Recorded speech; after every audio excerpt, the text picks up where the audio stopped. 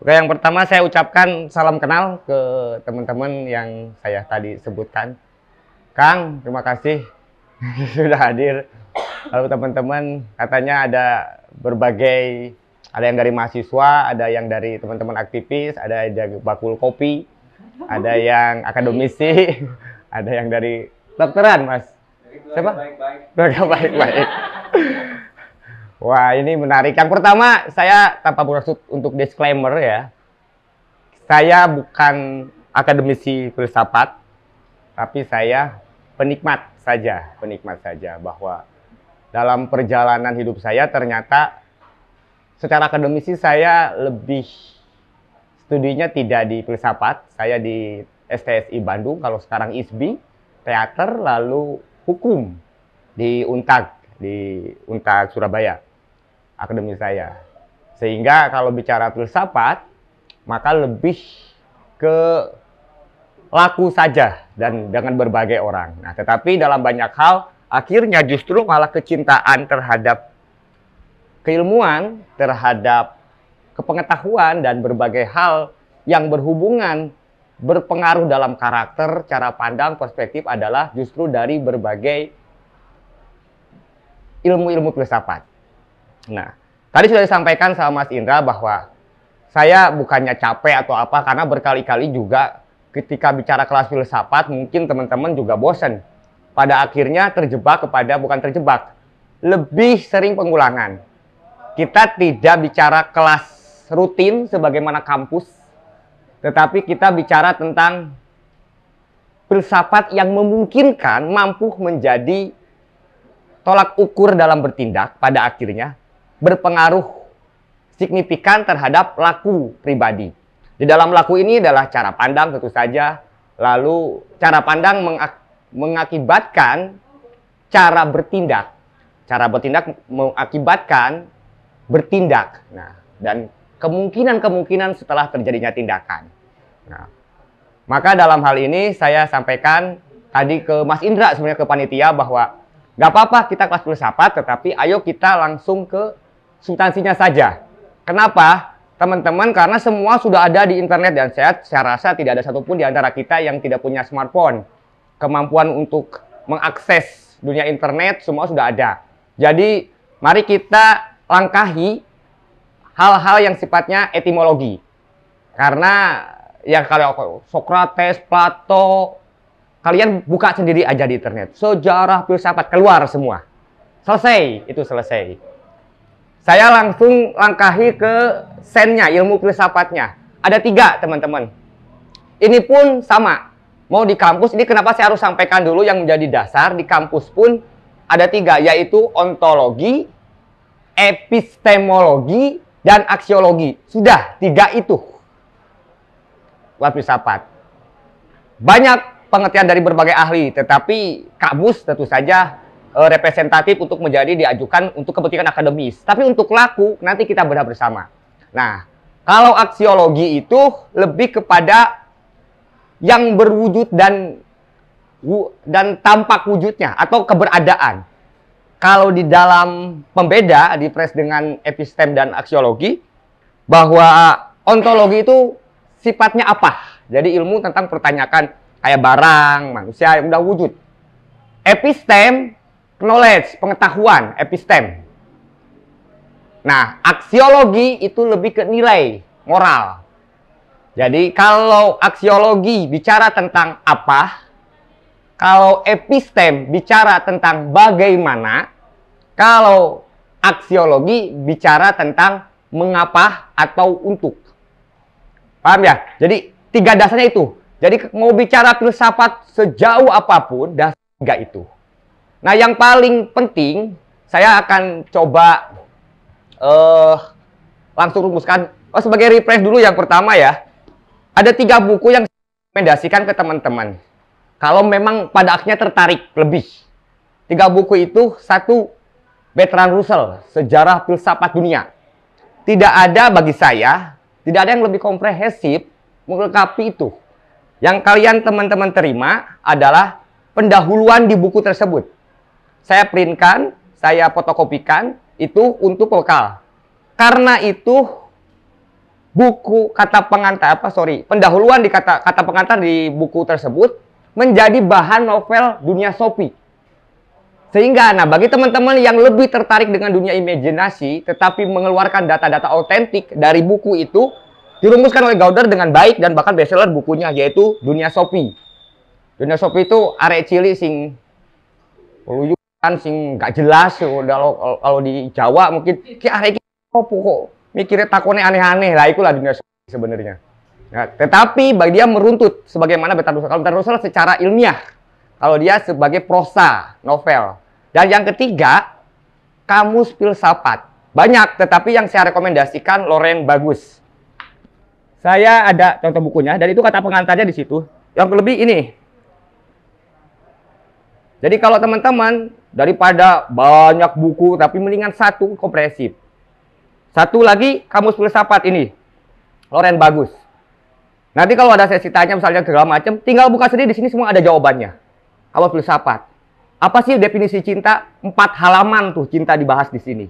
Semua ada, versi Socrates. Jadi cinta itu ternyata ada banyak, ada Sophia, ada sampai ke Eros, cinta akan seks dan segala macam ada di sini. Nah, kalau teman-teman yang tertarik, wah ini, kalau ini biasanya buku panduan orang-orang yang senang debat. Oh, kan ada setelah ngosip filsafat senangnya tawuran gagasan tapi bulet ngono. Akhirnya lakune pengatasane we kate mangan air ate seminar dulu kan ngono banyak. Nah, banyak hal itu. Nah, dalam hal ini, bahwa teman-teman, kenapa saya rekomendasikan 3 buku tadi, bagi yang ini Dunia Shopee yang lebih ringan, tetapi kalau pengen kompresif, ya langsung Bertrand Russell. Karena Dunia Shopee diambil dari kata, bayangkan, kata pengantar yang teman-teman pegang itu, yang mungkin nggak bisa dibaca nanti, karena kecil, memang dari bukunya kecil, itu nanti, kalau di rumah bisa, di rumah nanti bisa dibaca itu, kalau buka baca, itu menjadi bahan Dunia Shopee, kata pengantar itu, gila. Nah, sekali lagi dalam hal ini, maka 3 ini pedoman khusus. Kalau Bertrand Russell mengatakan, kalau tokoh cukup 2 saja, Plato sama Aristoteles, sisanya hanya catatan kaki dari 2 tokoh ini. Jadi kalau wong jago pengetahuan tentang filsafat, banyak pengetahuannya segala macam, tapi gak ngerti lah politikanya, Aristoteles maupun republikanya, Plato, intinya 2 tokoh inilah. Sisanya hanya catatan kaki. Tanpa bermaksud mengurangi esensi filsafat sebelum mereka ada. Termasuk Socrates. Bahkan tokoh pertama perdebatannya dimulai Socrates atau dimulai Thales. Itu tokoh-tokohnya. Tapi saya rekomendasikan kalau ngomong tokoh cuma cukup 2 itu aja. Karena sisanya pengembangan dari 2 ini. Makanya ada Neoplatoisme dan berbagai termasuk realism dan idealisme. Idealisme itu ada di pikirannya Plato. Jadi ajaran Plato itu ke monggo.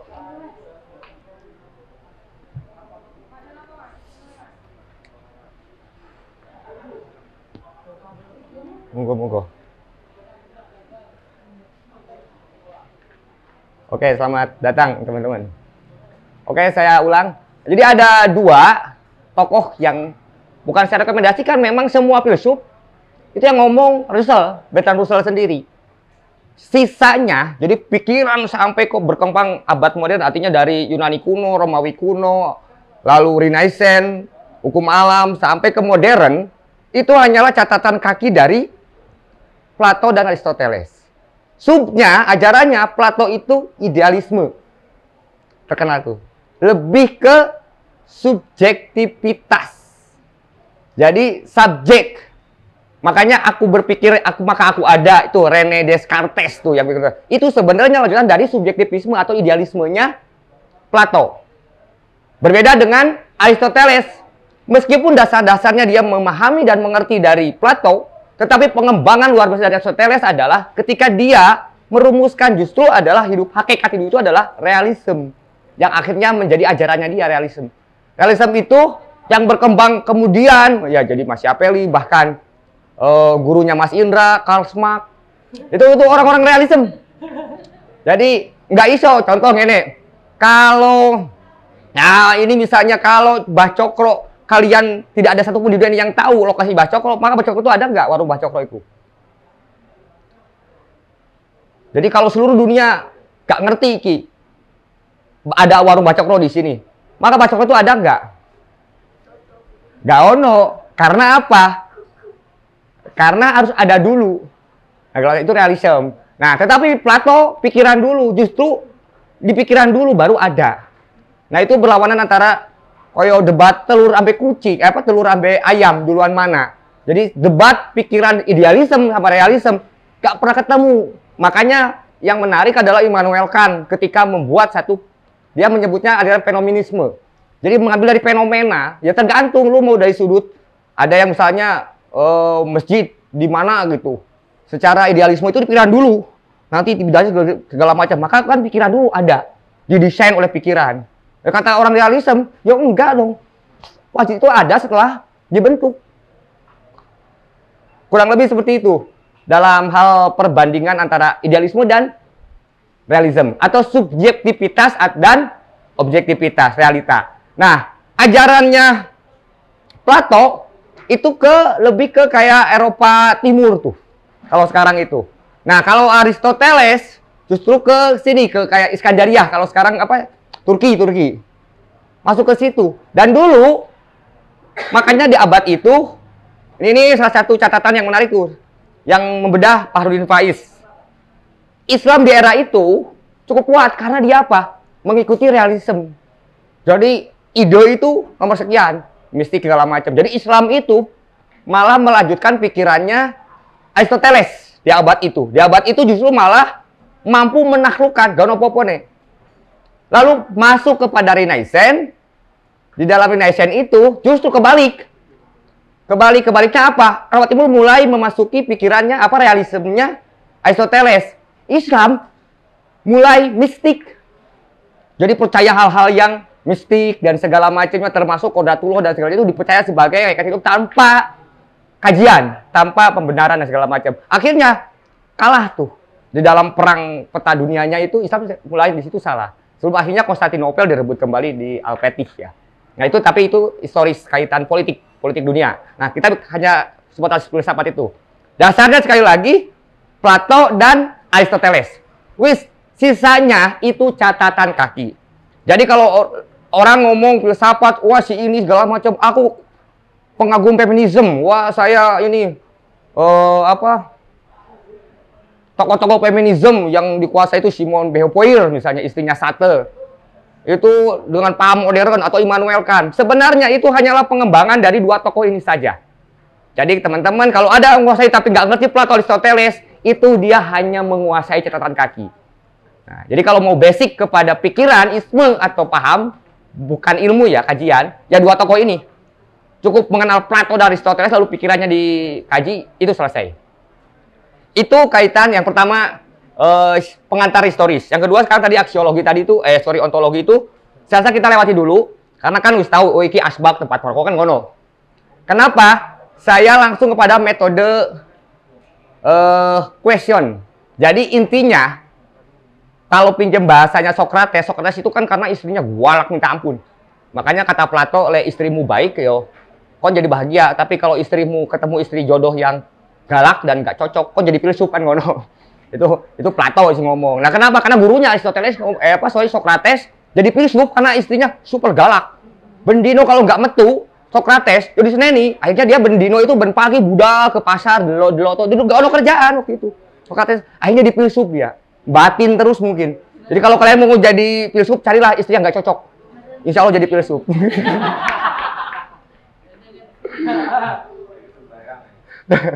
Kurang lebih seperti itu dalam hal itu. Makanya question.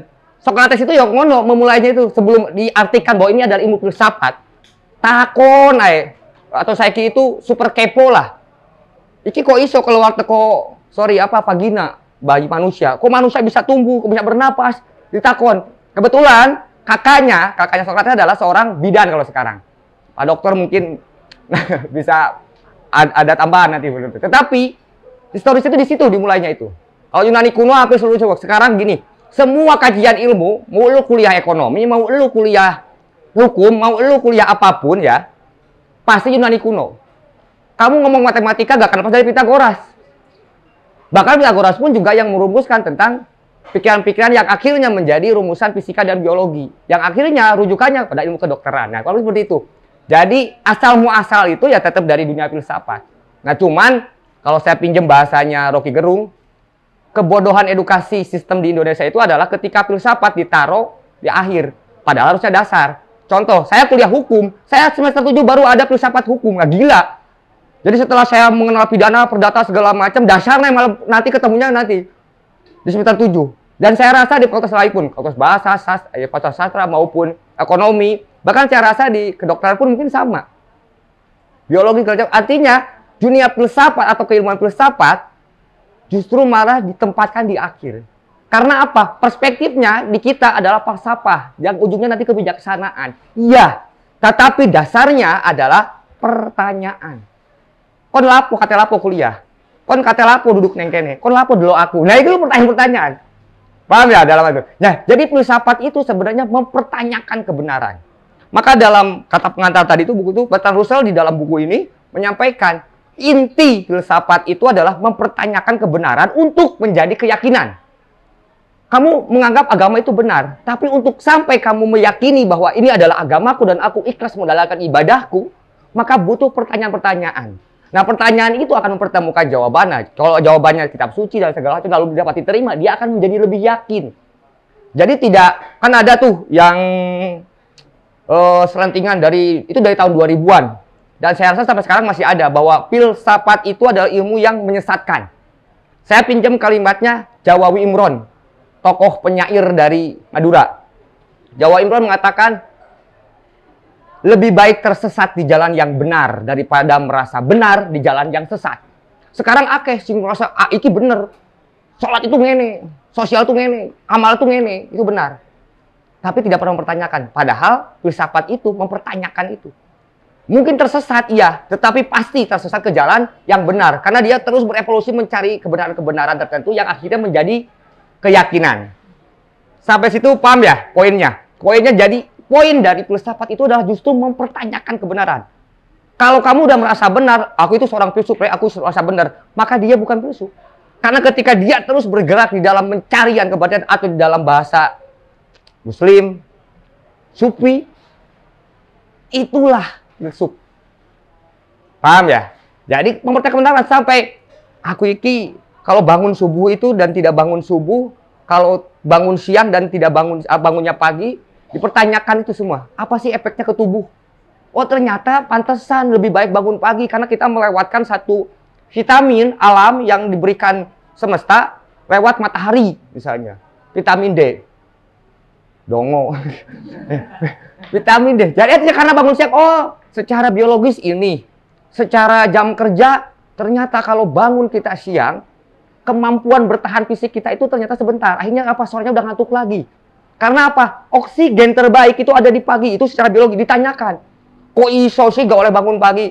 Contoh misalnya versinya Abu Nawas, guyonan Abu Nawas. Abu Nawas, kamu jangan bangun siang. Kalau bangun siang, kamu rezekimu dipatok ayam. Nah, satu waktu ada yang ngasih tahu, Abu Nawas, kon masih juga bangun siang, diingatkan tuh lihat tetangga kita, gara-gara bangun subuh, dia menemukan uang. Itulah rezeki. Coba kamu bangunnya subuh, lebih subuh. Dia kamu yang menemukan, kamu dapat rezeki. Kata Abu Nawas simpel. Yang bangun menemukan uang tetanggaku jam berapa dia keluar rumah? Jam 4:30 anggap aja. Yang hilang uang itu jam 4. Jadi kalau aku lebih pagi lagi lebih naas sih yang hilang uang gitu. Nah itu tahu tak ketiknya, tapi adu aku itu. Itu soal kecerdasan retorika itu. Nah dalam hal itu tidak bisa, tetapi penting dipertanyakan kebenaran itu. Nah makanya ada dua hal. Karena dalam sejarah filsafat itu selalu yang punya dogma itu adalah satu agama, kedua sains. Maka filsafat ada di antara dua ini. Antara sains, ilmu, dan religion. Religion itu adalah keyakinan agama. Entah itu soal agama yang diakui oleh berbagai negara ataupun kepercayaan personal. Pokoknya aku gak oleh metu maghrib. Ono kelong wewe ngono. Nah itu kalau diyakini menjadi dogma. Nah, opo iya? Nah itu filsafat. Karena itu filsafat itu justru malah kenapa? Ada yang mengatakan menyesatkan, ada juga yang mengatakan mencerahkan. Menyesatkan bagi orang-orang yang sudah meyakini dengan dogmatik. Contoh, ya nun sewu ya, Muhammad apa hormat. Saudara-saudara saya misalnya di Baduy sekarang. Dia mempertanyakan kebijakan internet di sana, sekarang lagi rame, sampai digugat segala macam. Nah, kita tidak bisa mengambil satu versi. Oh, itu harusnya dihapus segala macam. Tapi satu sisi lain, apakah ini keberadaan dia yang dengan dogmatik tadi, keyakinan, realisme tadi? Kan dia menolak realisme Universitas Aristoteles. Karena dunia filsafat harusnya mampu mempertanyakan itu sehingga ternyata boleh dibatasi. Sebenarnya bisa, internet nggak perlu dicabut, tetapi dibatasi, diblokir segala macam, tidak boleh masuk ini.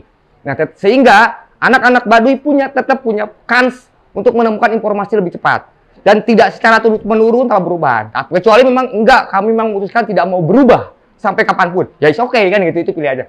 Nah, tidak bisa. Nah, filsafat itu justru mempertanyakan. Sekali lagi, substansi dari filsafat itu mempertanyakan kebenaran. Dan yang maha benar waktu itu adalah agama saat itu.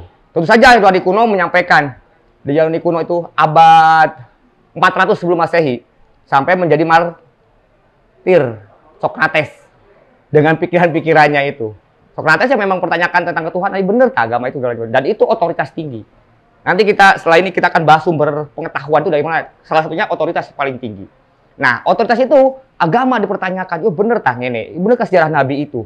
Bukan untuk mengingkari itu, untuk menyempurnakan kebenaran itu menjadi keyakinan. Kalau kamu menyampaikan ke saya sesuatu yang benar, kalau saya mempertanyakan, jawabanmu memang benar, maka saya akan meyakini kebenaran itu. Paham ya? Jadi filsafat itu harusnya mampu mencerahkan, bukan menyesatkan. Paham ya itu? Karena tidak bisa, pokoknya, wah repot. Harus diskusi kadu gagasan, pokoknya kudu ngene, wah tawuran aja, wis. Ya peningan kabur kan. Nah, karena ada hal-hal yang memang di dalam kehidupan kita tidak serta-merta sama lain mampu memahami perspektifnya masing-masing. Disitulah yaitu zona soul. Agak sedikit random ya. Saya pikirannya Thomas Hobbes tulisannya ya. Thomas Hobbes itu manusia itu punya 3 naluri. 1 zona ekonomi, 2 zona sosial, ketiga zona seks. Thomas Hobbes itu seorang filsuf yang menjadi filsuf hukum, filsuf politik, filsuf ekonomi. Pikiran-pikirannya diadopsi banyak hal. Nah, dari 3 itu, maksudnya punya 3 hal ini. Zona sosio itu artinya bahwa tidak ada satupun manusia yang bisa hidup sendiri. Cobaan kon urip sendiri. Meskipun aku bertapa sekali, tapi kan tetap butuh internet. Bisa di kos segala macam, tapi kan tetap butuh internet. Artinya bersosial juga. Tidak bisa hidup sendiri. Jadi intinya setiap manusia itu pasti memiliki zona sosio. Yang kedua, zona seks. Zona seks itu setiap manusia itu selalu menginginkan generasi. Di dalam biologi selalu punya ingin anak. Atau generasi tepatnya. Apa yang dia miliki berharap memiliki ahli waris. Dalam bentuk pengajaran butuh ahli waris yang murid-murid. Dalam biologis butuh anak kandung secara genetik yang membawa segala macamnya. Dalam dunia ekonomi segala macam. Kurang lebih tidak ada satupun manusia yang tidak ingin memiliki keturunan. Kayak lagi keturunan itu adalah sifatnya generasi ya. Boleh murid, boleh apapun gitu. Karena kan sekarang nanti saya didebat. Oh, kalau dia cinta siapa? Si cinta itu, si Bebsek itu katanya kompanyo nggak perlu punya anak katanya. Oh, gitu. Waduh repot mana gitu. Mentah mana gitu wawasan tentang kajian filsafat tentang zona seks itu. Tidak ada, tapi kan dia tetap memiliki ingin pikirannya ada yang mewarisi. Minimal orang-orang yang percaya dia kan gitu. Yang ketiga, zona ekonomi. Zona ekonomi itu, percayalah, tidak ada satupun manusia yang tidak egois. Pasti punya keegoisan dan memiliki keinginan untuk untung. Zona ekonomi itu adalah, dalam perspektif ini adalah, manusia selalu menginginkan keuntungan. Dalam hal ini, memiliki keuntungan itu adalah, pertanyaannya, memang ada manusia di dunia ini yang ingin rugi. Kon gaul gitu, kalau memang kamu ingin rugi gitu. Kan nggak mungkin, selalu ada kepentingan. Sekecil apapun ada unsur keinginan untuk meraih keuntungan. Wah, kasih ibu sepanjang masa, ngono. Itu nggak bisa. Itu contohnya yang diprotes nih, gagasan itu argumen wasobak. Jadi bu, jangan lupa, ibu dimanapun, dia berkepentingan karena anaknya nanti kalau wedo ayu udah segala macam, nanti punya menantu, wah menguntungkan, sugih pisan kan bisa jadi. Disekolahkan sampai ada yang jadi insinyur, ada yang jadi dokter segala macam. Orang tua punya kepentingan, punya minimal martabat yang dia jaga di tetangganya. Jangan sampai jadi guncingan tetonggo. Wah, itu penting kepentingan. Sehingga dia berkorban banyak hal. Nyekolah no anak nih yo. Dalam hal ini, wah segala macam. Kenapa? Apakah murni kasih ibu sepanjang masa? Enggak. Satu, kepentingan. Kepentingan pertama apa? Melepaskan dalam kewajiban. Kewajiban agama, seorang orang tua, karena dia dipilih untuk menjadi wakil Tuhan, merawat, mendidik, dan menumbuhkan kemanusiaannya. Itu kewajiban agama. Undang-undang perlindungan anak mewajibkan seluruh orang tua sampai tingkat pendidikan. Jadi kalau dia tidak melakukan itu, yang sepanjang masa itu sebenarnya dia tidak melaksanakan kewajiban itu. Artinya, boleh memang ada kelas segala macam, tetapi apakah tidak ada kepentingan? Ada. Jadi tidak ada satupun, termasuk aku di sini saja. Emang aku ikhlas-ikhlas aja? Enggak. Tetap, aku punya kepentingan. Kepentinganku apa? Mari ngene aku minta tolong buka HP untuk subscribe YouTube-ku, ngono misalnya. Ya kan itu kepentingan. Atau minimal datang ke sini aku punya saudara baru, kan ada 15 orang yang akan bersaksi suatu kapan nanti di akhirat bahwa Toteng punya akhlak yang baik no. Malaikat siap ngono lah beres kan. Jadi ada kepentingan. Panitia mendatangkan ini ya opo ngono dalah. Warung pun mengizinkan ini karena ada saudara itu semua ada. Siapapun di antara kita pasti selalu ada hal yang memiliki zona ekonomi. Jadi percayalah, dasar berpikir kita, makanya ketika kita bergaul, pastikan yang penting kamu menyadari kamu dan dia dalam bersosial. Satu sama lain memiliki 3 zona ini. Zona sosial, zona ekonomi, dan zona seks. Ya, pasti itu. Gak mungkin. Aku rela berkorban, ikhlas segala macam. Iya sayang, pacaran segala macam, ngerayu. Anak wedo iki misalnya ada 3 perempuan, lanang 4 iki perempuan lanang. Misalnya mempertanyakan itu, orang rayuan siap berkorban segala macam, hujan badai aku akan lewat, tidak gerimis, sepurane aku gak teko gerimis, kata matamu, jarane hujan badai siap datang, siap berkorban, demi kamu hujan badai, atasannya gerimis saya nggak jadi apel. Nah itu pasti selalu punya kepentingan, pokoknya di situ. Nah balik lagi kepada bahasan kita kaitan tadi, wes aku kok, oke suun, yo aku harus meminumnya dulu biar kamu yang mengantarkan secara estafet mendapatkan pahala dari kehausanku. Kayak Ustaz Cuk.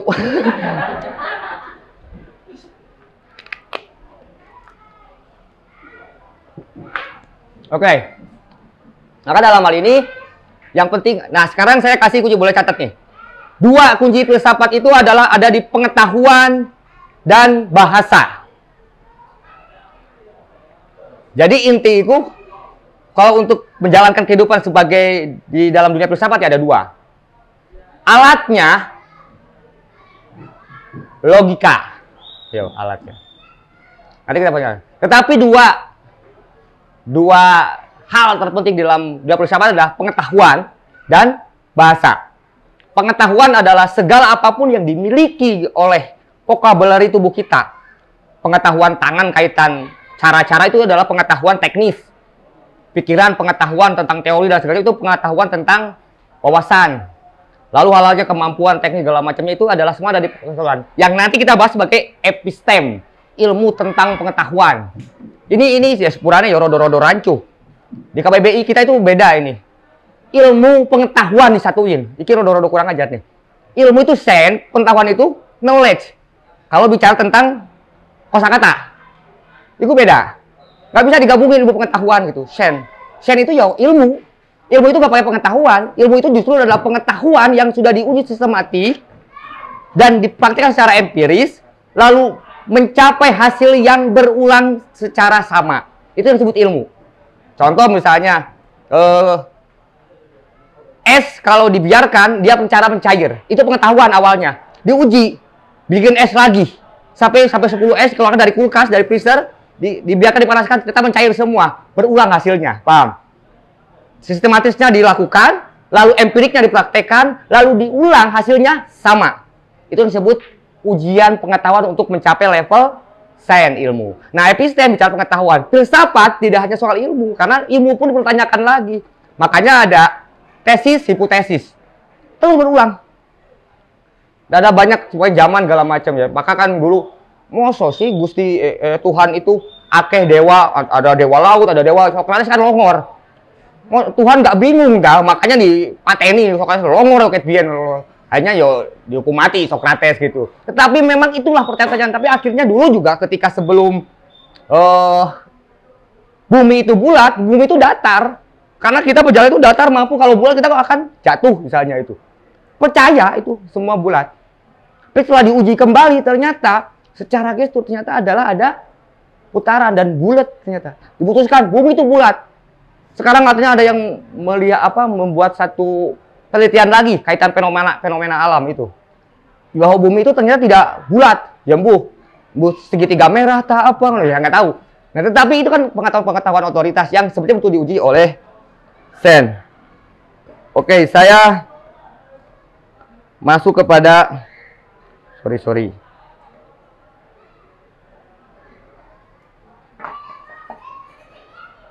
Saya nggak sambil nulis yo.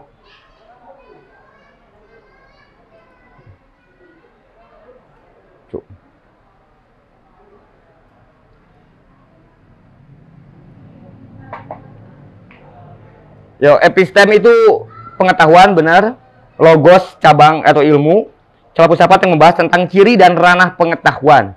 Kalau seperti itu. Aduh.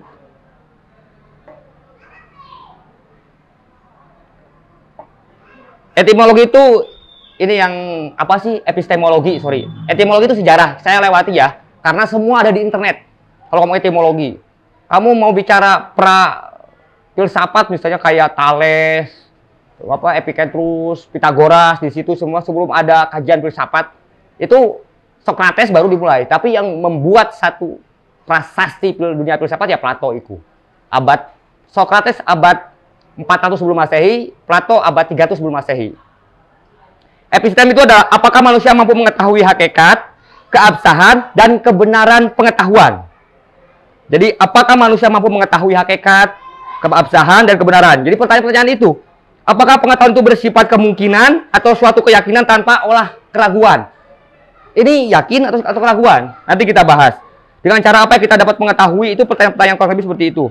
Bagaimana pengetahuan diperoleh? Apakah dengan intuisi, akal, dan indera? Itu pertanyaan dari epistemologi. Kaitan pengetahuan. Nah, makanya tadi itu, dari pertanyaan itu ketemu dua yang menjadi perspektif berbeda. Ada jawaban subjektif versi Plato yang akhirnya idealisme. Ada jawaban objektif dari Aristoteles. Ada realitas yang bebas dari kesadaran. Jadi tidak selalu ada yang kesadaran, ada kebebasan sendiri yang tidak masuk pikiran.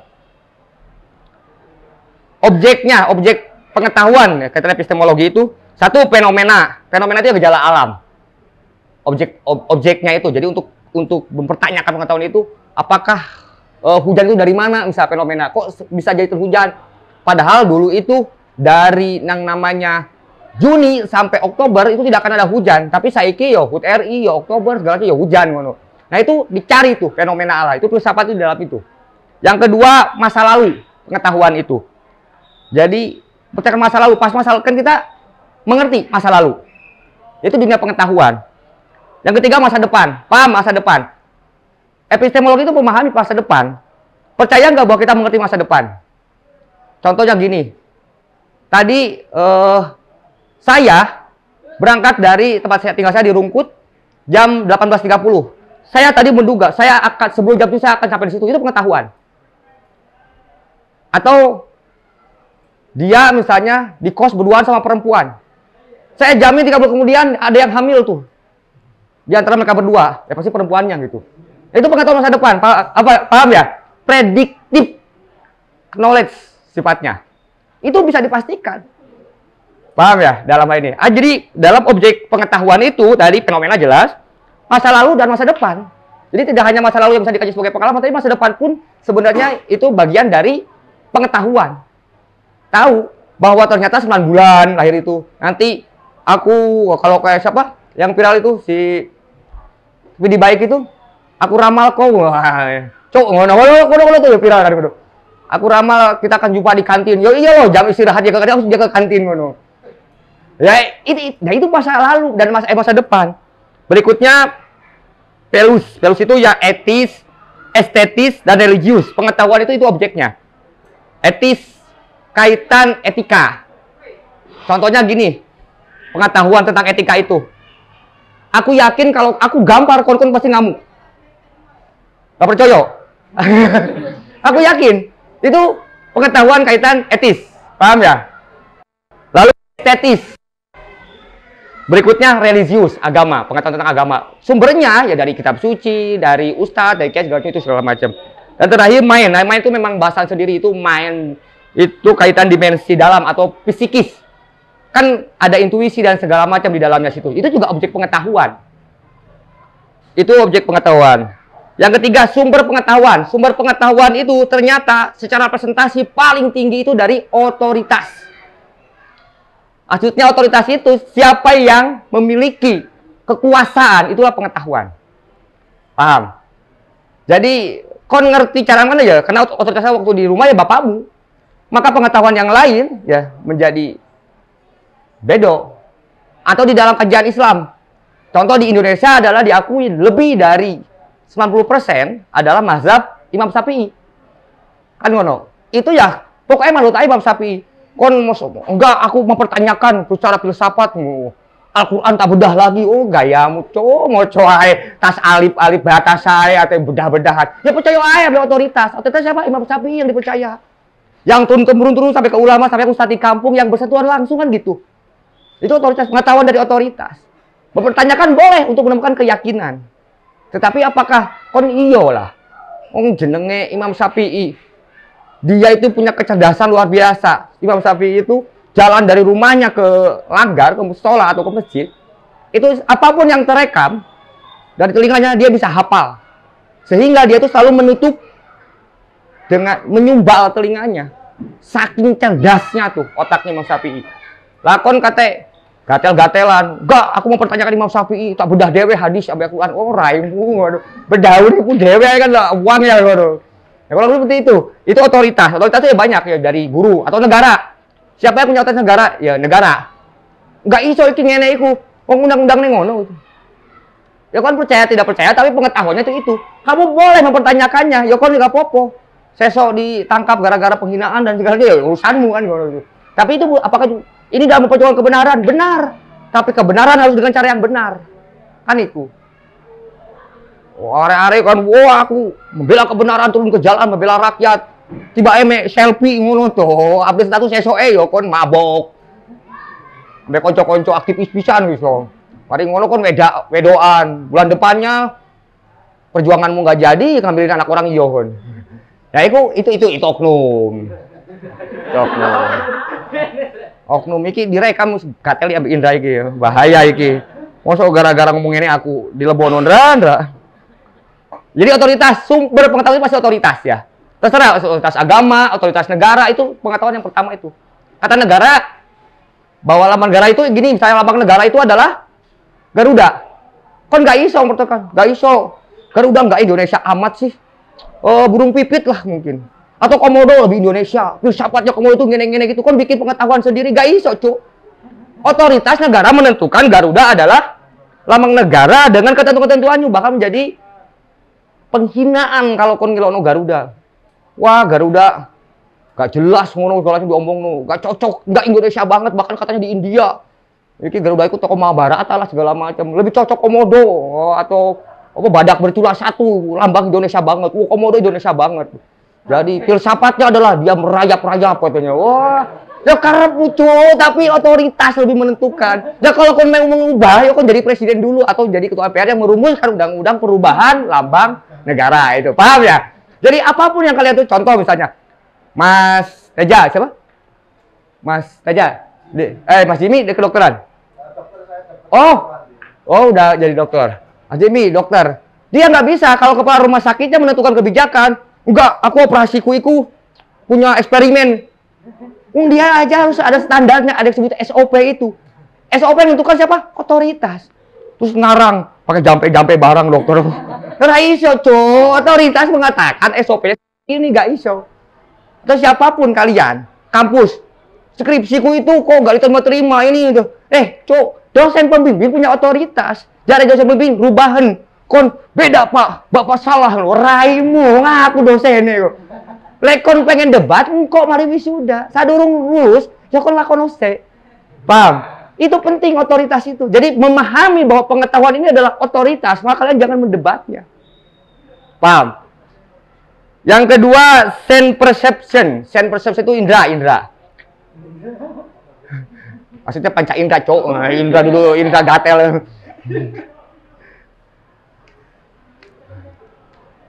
Sorry.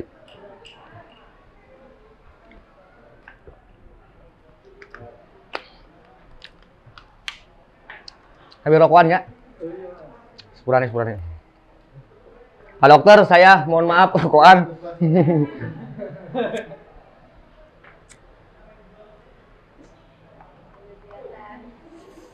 Nah, setelah otoritas, pengetahuan itu sumbernya dari sense perception. Sampai itu adalah panca indra.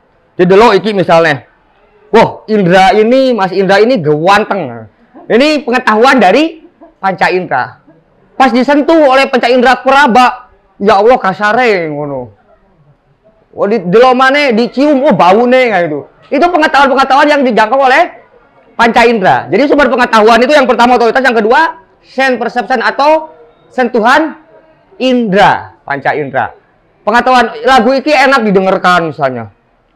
Wah, kalian mampu punya pengetahuan bahwa lagu ini enak. Oh, inilah Las Pelok. Oh, ini adalah Salendro. Oh, ini adalah jazz. Itu dari pengetahuan dari indra. Bukan otoritas. Otoritas ini adalah musik jazz. Gak ono, cowok. Ustadz atau negara atau pemuka agama gak bisa. Itu adalah hanya sense perception. Persepsi dari panca indra. Jadi yang kedua, pengetahuan itu otoritas. Sense perception. Yang ketiga, reason. Reason itu pikiran, alasan, dan segala macamnya ya. Yang keempat, intuisi. Pengetahuan itu intuisi itu ada. Kok aku ngerosok gak enak ya, misalnya. Ya, tapi harus terlatih memang banyak. Nah, dalam hal ini. Jadi 4 ini sumber pengetahuan. Ini penting di dalam memahami sumber pengetahuan itu. Karena ketika panca indra menjadi personal, reason menjadi personal. Tetapi kalau otoritas itu adalah pengetahuan yang mutlak. Kalau kalian dalam pengetahuan Islam, misalnya dalam agama ataupun Katolik atau di dalam agama masing-masing, dalam keyakinannya itu, maka pengetahuan itu menjadi kemutlakan, menjadi kebenaran. Sesuatu yang tidak lagi dipertanyakan ketika dalam kitab sucinya. Nah, sekarang jenis-jenis pengetahuan. Sekali lagi ini kita fokus dulu kepada pengetahuan, karena saya tadi bilang inti dari filsafat itu adalah pengetahuan dan bahasa. Itu 2 hal itu. Nah, sekarang tadi itu sumbernya. Sekarang jenis pengetahuan. Yang pengetahuan pertama adalah pengetahuan yang bersifat umum atau biasa, pengetahuan biasa. Paham maksudnya? Karena semua pengetahuan itu rata-rata ya pengetahuan biasa. Contoh, pengetahuan biasa itu. Ini jam 8, sejam lagi jam 9. Itu pengetahuan biasa. Atau misalnya siapa? Kamu misalnya. Sopo jenengmu itu lali aku. Eki ke Mas Indra. Iki kok gak kerasa yo tadi yo maghrib. Kok murah-murah jam 7, maksudnya wis teko. Kok tiba-tiba jam 7? Terus ditanya, kenapa ya kok tiba-tiba malam ini? Kok terlalu cepat waktu? Di analisis ngono. Waktu tadi itu berjalan, itu pengetahuan biasa, cuma bahwa sehari itu 24 jam lah, kok analisis. Pikiranmu aja sih gendeng atau tiba-tiba gak ono, kan selalu ada. Kalau pagi. Kadang-kadang kan pagi terjadi, kok moro-moro siang ya, moro-moro. Terus kalau mentang-mentang kon sosokan filsafat, mengapa pagi ini terasa tiba-tiba siang ngono? Dikaji, itu pengetahuan umum, cowok. Kadang-kadang kan nyebelin, pengetahuan umum semua difilsafatkan, semua dipertanyakan. Kadang-kadang jawabannya juga gendeng pisan. Kamu dari mana? Dari belakang. Mau kemana? Ke depan. Kanco, kan gatel. Kok dari mana? Dari belakang. Mau ke depan. Itu pengetahuan biasa. Itu nggak perlu dipertanyakan. Dan tidak perlu juga dijawab. Paham ya? Dan itu kadang-kadang nyebelin. Konco-konco, dua konco sudah bergaul tiba-tiba tangkis lurus katanya. Wah ini aku lagi belajar filsafat. Semua dipertanyakan. Cok ya nggak ngono juga. Ada pengetahuan biasa atau umum tidak perlu. Itu sifatnya alami dan tidak perlu ketahui. Paham? Lanang pasti punya manuk. Ayo cek dulu ngono. Aku lagi belajar filsafat, aku harus menguji, mempertanyakan, benar gak kamu punya vagina? Benar gak kamu punya penis misalnya? Oh, genceng ya. Nah, hal-hal seperti itu sifatnya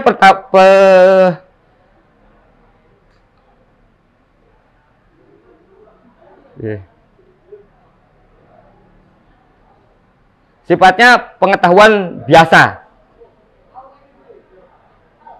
Yang kedua, pengetahuan ilmiah.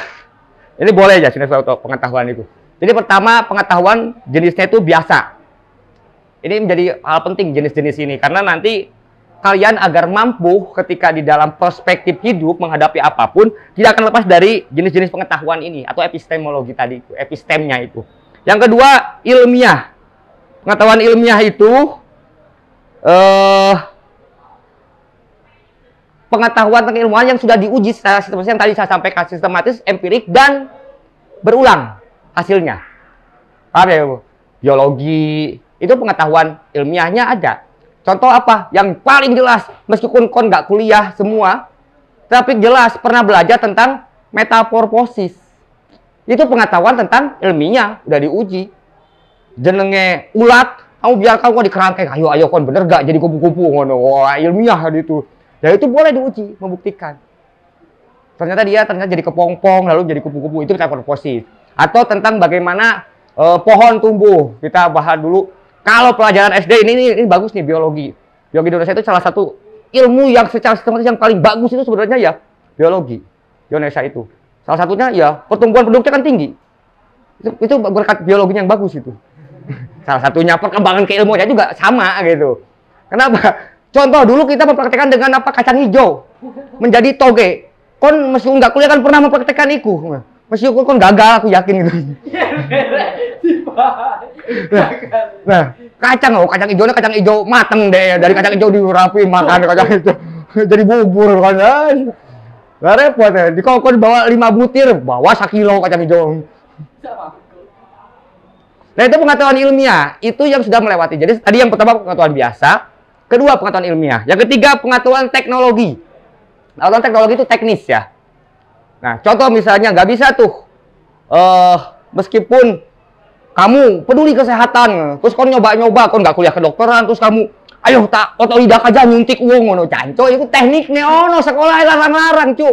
Belain orang-orang tuh jual tanah, jual rumah, untuk sekolah kedokteran untuk menguasai bagaimana SOP-nya mampu. Otodidak aja lah, tak coba nyuntik-nyuntik, ngono, diisi obat. Opop, Sprite, segala macam kan ngono area-area iku. Kabeh dioplos-oplos ngono. Ya ndra ngono. Nah, itu sebagian itu teknis atau tadi arsitektur. Gak iso kon. Wah, pasir, semen disatukan menjadi sebuah fondasi kekuatan di dalam bangunan. Ah, tak coba pakai lemah, pakai tanah biasa. Semennya diganti pakai terigu ngono. Gak iso, Bos. Itu pengetahuan teknologi, teknis. Ya, paham ya? Mobil misalnya, aku tanpa eksperimen segala macam. Padahal teknisnya itu sederhana, nyalakan kontak lalu gas dan segala macam misalnya. Tetapi dia tidak pernah belajar, dia langsung coba aja nyetir, kayak dikira bom kar di jalan, genteng. Ya itu karena teknis tidak menguasai. Paham ya itu? Ketiga, ideologi, jenis pengetahuan. Keempat, ideologi. Pengetahuan ideologi itu kaitan idea, kaitan isme, kaitan contoh kalau kita Pancasila, itu pengetahuan-pengetahuannya sudah bisa juga oleh otoritas, bisa juga oleh sen. Contoh misalnya ilmu filsafat, idealisme itu apa? Wah, mazhab Immanuel Kant dan segala macam, Rene Descartes yang tadi kita ucapkan, aku berpikir atau aku ada. Harus ada dulu, baru ada gagasan. Versinya bolak-balik antara Rene Descartes dan Karl Marx. Karl Marx kaum realis. Karl Marx itu ada dulu, baru kita ada gagasan. Harus melihat dulu faktanya. Gak iso kon di kanan-kanan dewe, kurang lebih seperti itu. Nah, tapi Descartes, loh sebelum ada kita udah berpikir. Apa yang kita lakukan itu adalah didahului oleh pikiran. Caranya Descartes, makanya paling terkenal itu adalah aku berpikir maka aku ada. Tapi kalau nggak ada pengetahuan apa-apa, juga bisa berpikir. Makanya tetap rumusnya adalah pengetahuan. Yang ketiga, filosofis. Kelima ya. Ideologi, filosofis ya, jenis pengetahuan. Filosofis itu landasan falsafah, artinya tentang etika tadi itu ya. Filosofis tentang kebijaksanaan. Gak usah dikaji pengetahuan tentang bagaimana lekon nang wong tue. Halo cu, ngono nang kiai, ngono cobaan ngono itu. Secara filsafat kamu udah mengetahui bahwa itu gak sopan kan ngono. Etis. Moro-moro wah, ngutang. Pak, kayak bes, udah akrab. Langsung ngerti tujuh. Ya opo Pak ngono. Ah, jangan cu, ya gak ngono, itu filosofi saya. Ini pasalnya kamu dikatakan. Lalu mistis dan agama. Pengetahuan sumbernya agama dari kitab suci, boleh mistis misalnya. Iki kalau aku bacakan gini, kamu akan jatuh cinta kepadaku. Wah, raimu. Loh, ya tapi ada yang meyakini itu bukan pengetahuan dan bisa jadi pengetahuan. Memang ada hal yang mistis yang bagi mendalami gitu ya. Dan memang teruji dan saya pernah melihat sendiri ada ilmu rawa rontek di daerah Saya melihat sendiri di Purwakarta ketika saya pergi ke sana memang ada. Bahkan ada yang sebutnya namanya jangjawokan, namanya itu pelet gitu. Jadi dia memegang kacang segala macam, seret. Ketika dijampaikan lalu diikhtiarkan dengan nggak tahu apa jampenya gitu, jampe atau apa. Dipencet kacangnya, bagaimana klimaks loh perempuannya. Itu unlogis, tetapi itu pengetahuan. Masuk ranah, saya nggak boleh, tapi filsafat boleh, cuk. Boleh kita teliti, boleh kita pertanyakan hal seperti itu. Oh ternyata memang ada, oh fisikanya ada, vibrasinya ada, dan mungkin believe or not believe, trust or not trust. Karena apa? Karena itu soal keyakinan. Paham ya? Lalu mistis atau agama, sama agama pun.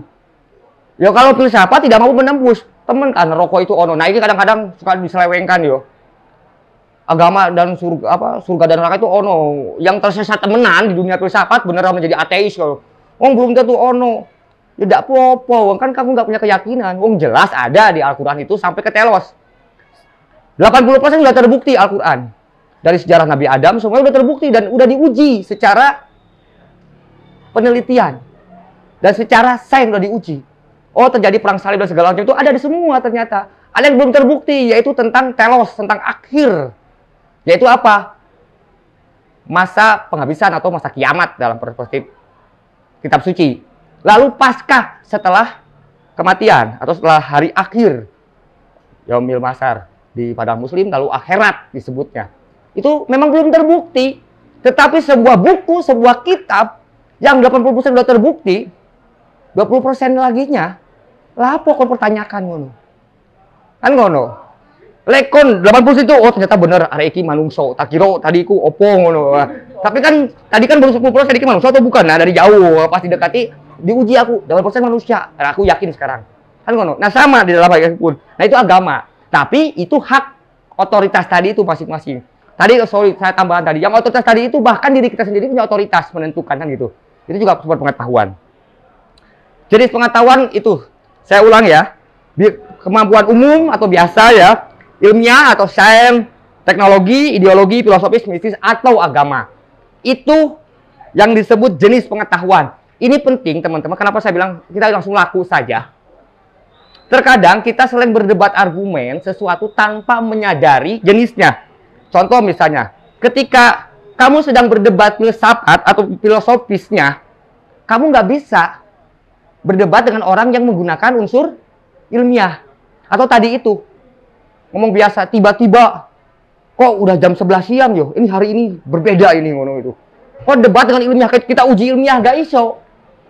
Dicari ilmiahnya, ini filosofisnya apa yo, kok muro-muro terasa cepet sekali 3 jam ini.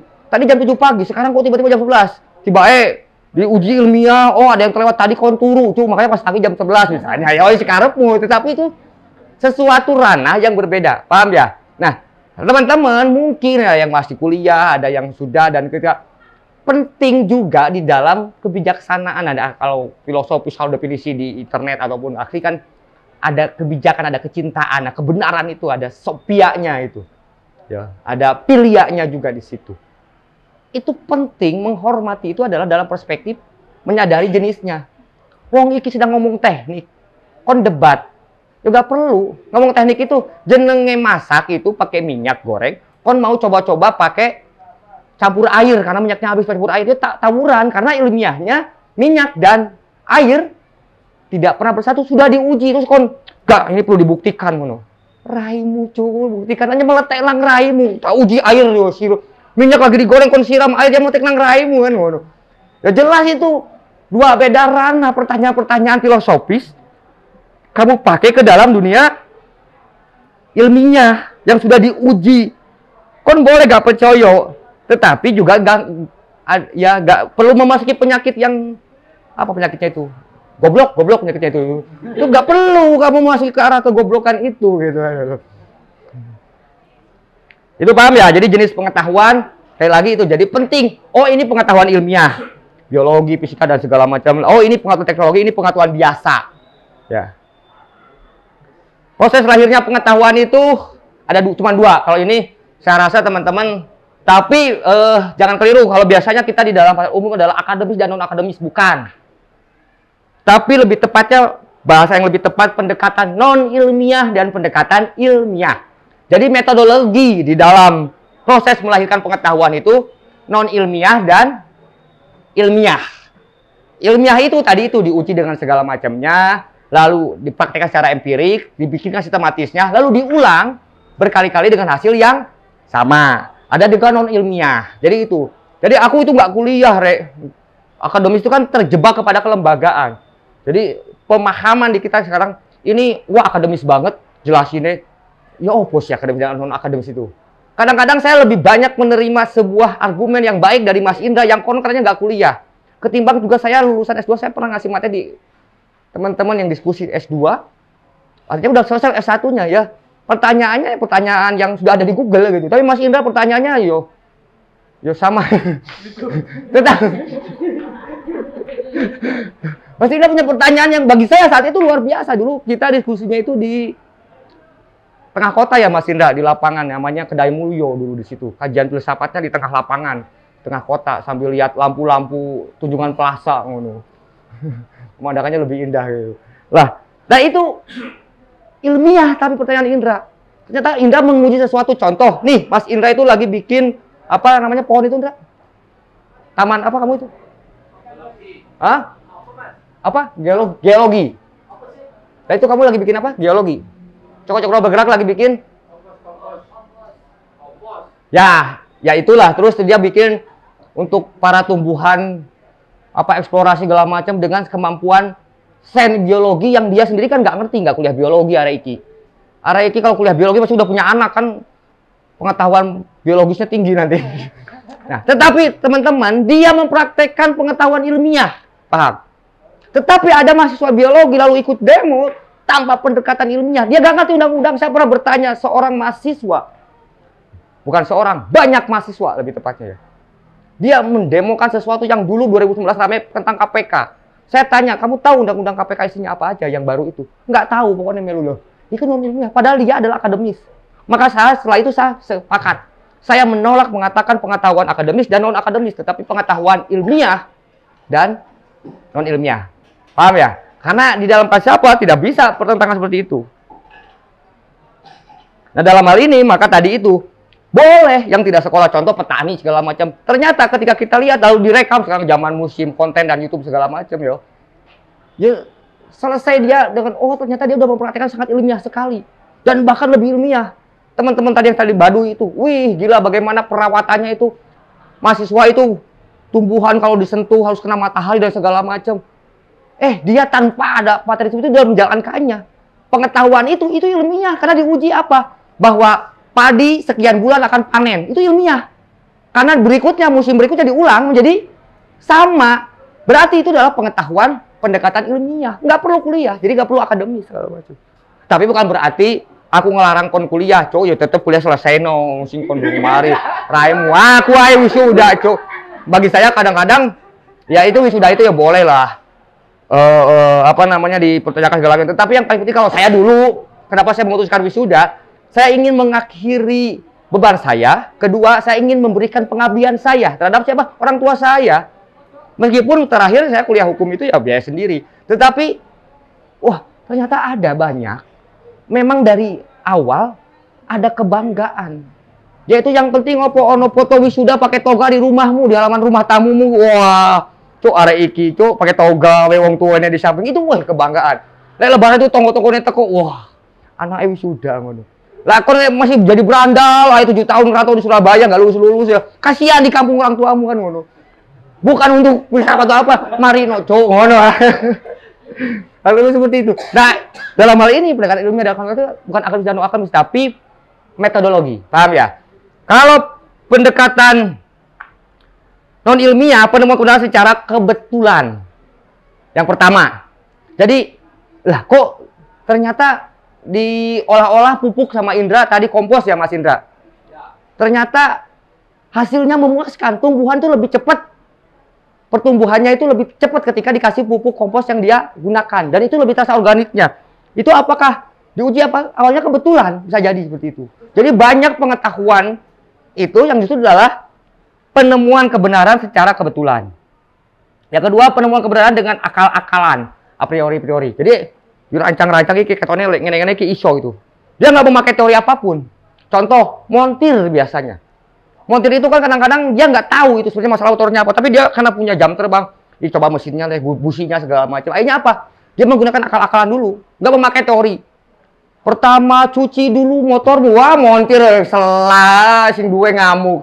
Si dong nggak diservis cu, oh, no. Bayangkan pakai ilmiah montir nggak bisa. Oh dia pakai akal-akalan. Yang ketiga, penemuan kebenaran secara intuitif. Jadi ada pengetahuan-pengetahuan yang memang bertemu kebenaran adalah secara intuitif. Makanya kadang-kadang ada kalimat, ya kan, tak kandani, kata aku juga gitu, ngono, raimu, habis itu jadi sosokan kon sok tahu, ngono. Kan banyak, tapi itu adalah pengetahuan intuitif. Memang ada yang terjadi. Cuk, kok bojoku nggak mulih-mulih, curiga mampir rondo iki. Wah, itu sering terjadi juga itu.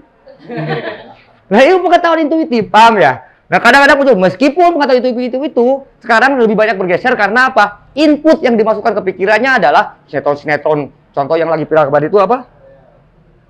Yang Kapolda ya, film tentang selingkuh. Akhirnya semua ibu-ibu se-Indonesia berpikir tentang suaminya selingkuh. Canco, gedeng. Nah itu, tapi itu memang pengetahuan kebenaran lewat akal-akalan.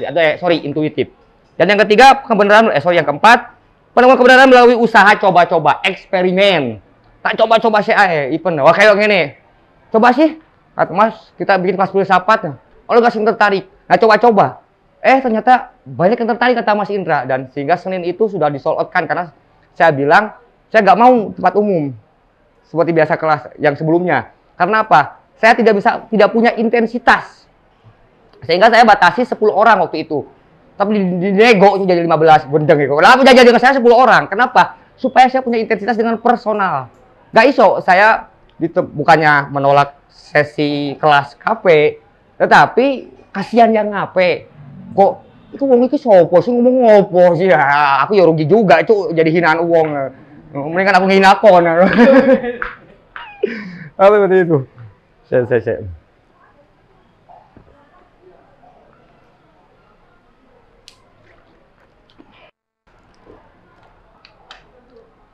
Bisa jam ya.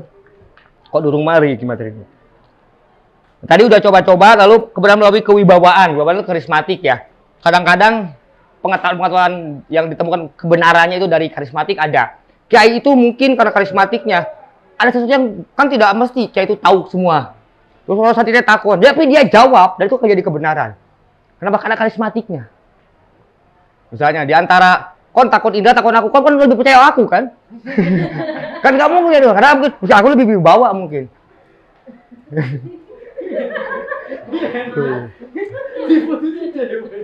Misalnya, ini imajinasi cowok.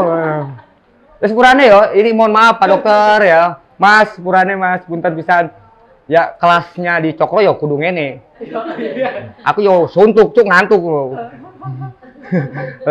Kudu serius terus wah. Makanya saya bilang dari awal kan kalau ingin lebih kaitan dunia teorinya, download internet aja banyak banget sumpah. Banyak versi juga, mumet kon, rasa no cuk. Aku ya mumet masalahnya mengawali sinau iku kan ngono.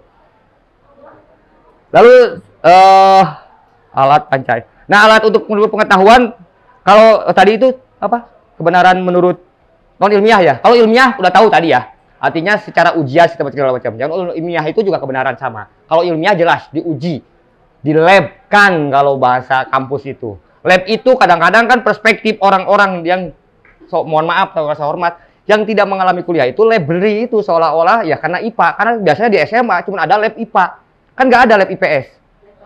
Oh iya, tentang bahwa dikumpulkan masyarakat secara kuantitatif, bagaimana pendapatnya lalu bagaimana aksiologinya ditimbulkan agar itu jadi lab. Wah, itu seminar itu misalnya hall di SMA itu lab sebenarnya.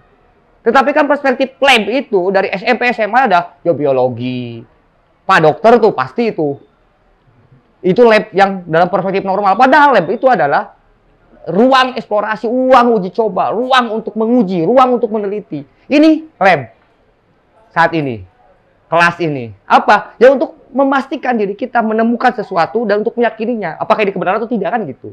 Itu salah satunya bentuk lab. Nah itu kurang lebih pendekatan ilmiah. Alat mencari pengetahuan di dalam tubuh ya itu. Nomor 1 panca indera jelas tadi. Kedua akal.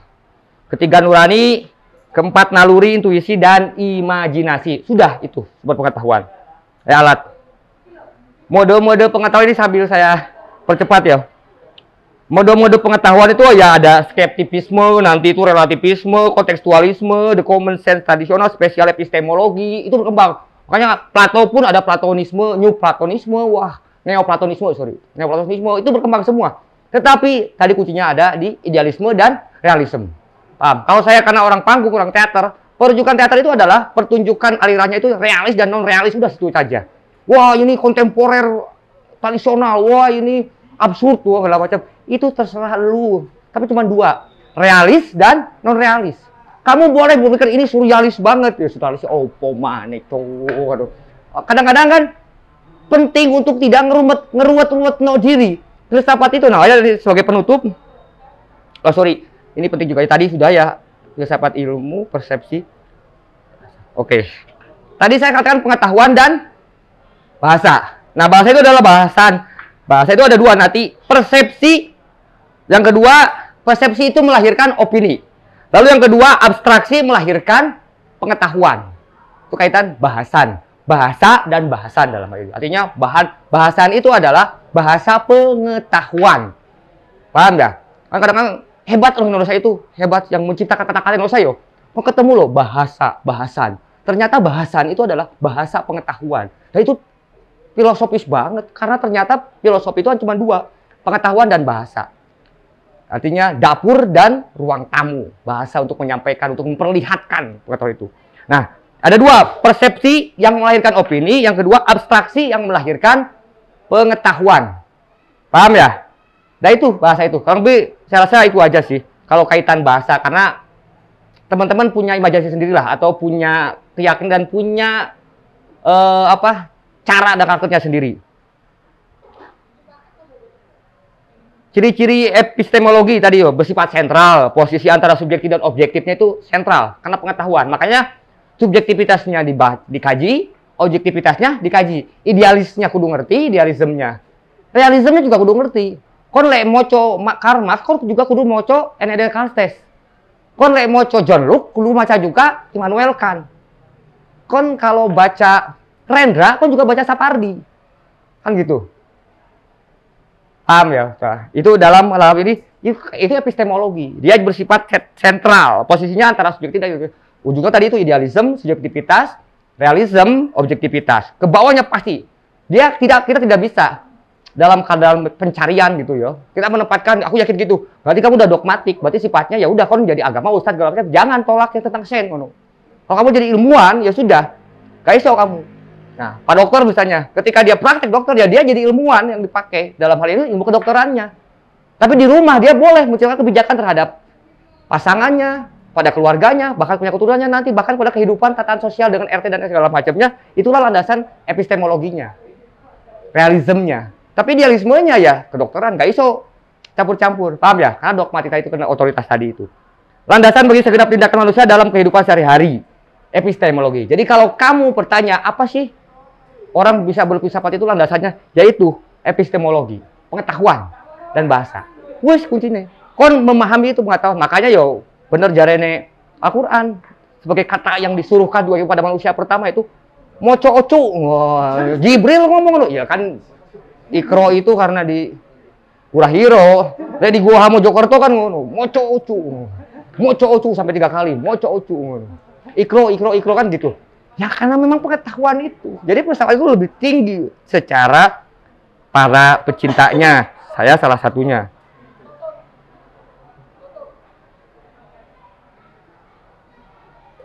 Dasar jadi pengembangan yang menjadi dasar pengembangan pikiran ilmiah.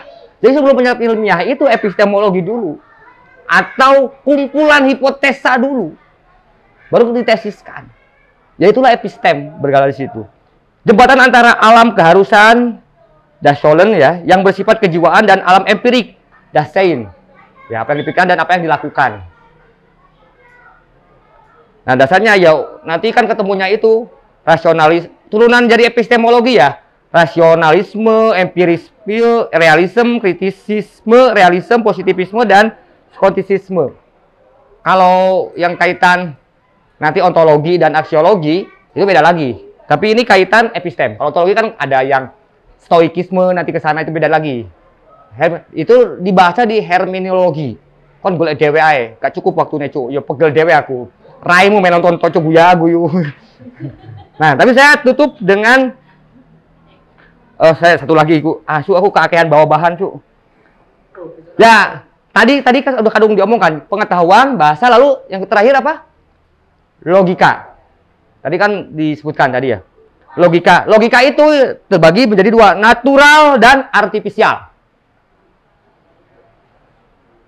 Logika natural itu ya logika yang alami segala macam. Ya tadi aku digaplok pasti ngamuk. Gak percaya kon, ya tak gaplok kon, pasti ngamuk kan ngono. Lek gamuk lah itu gak natural deh, pasti diem.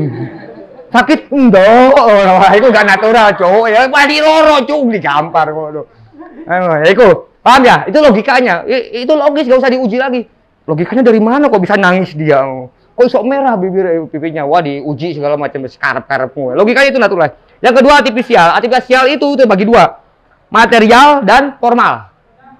Material itu ya logika umum yang wujudnya materi. Paham? Bahasanya gula. Bahwa gula itu manis gitu. Kon mau apapun juga akan memanisi rasa yang lain. Yo, dulu kon. Kopi.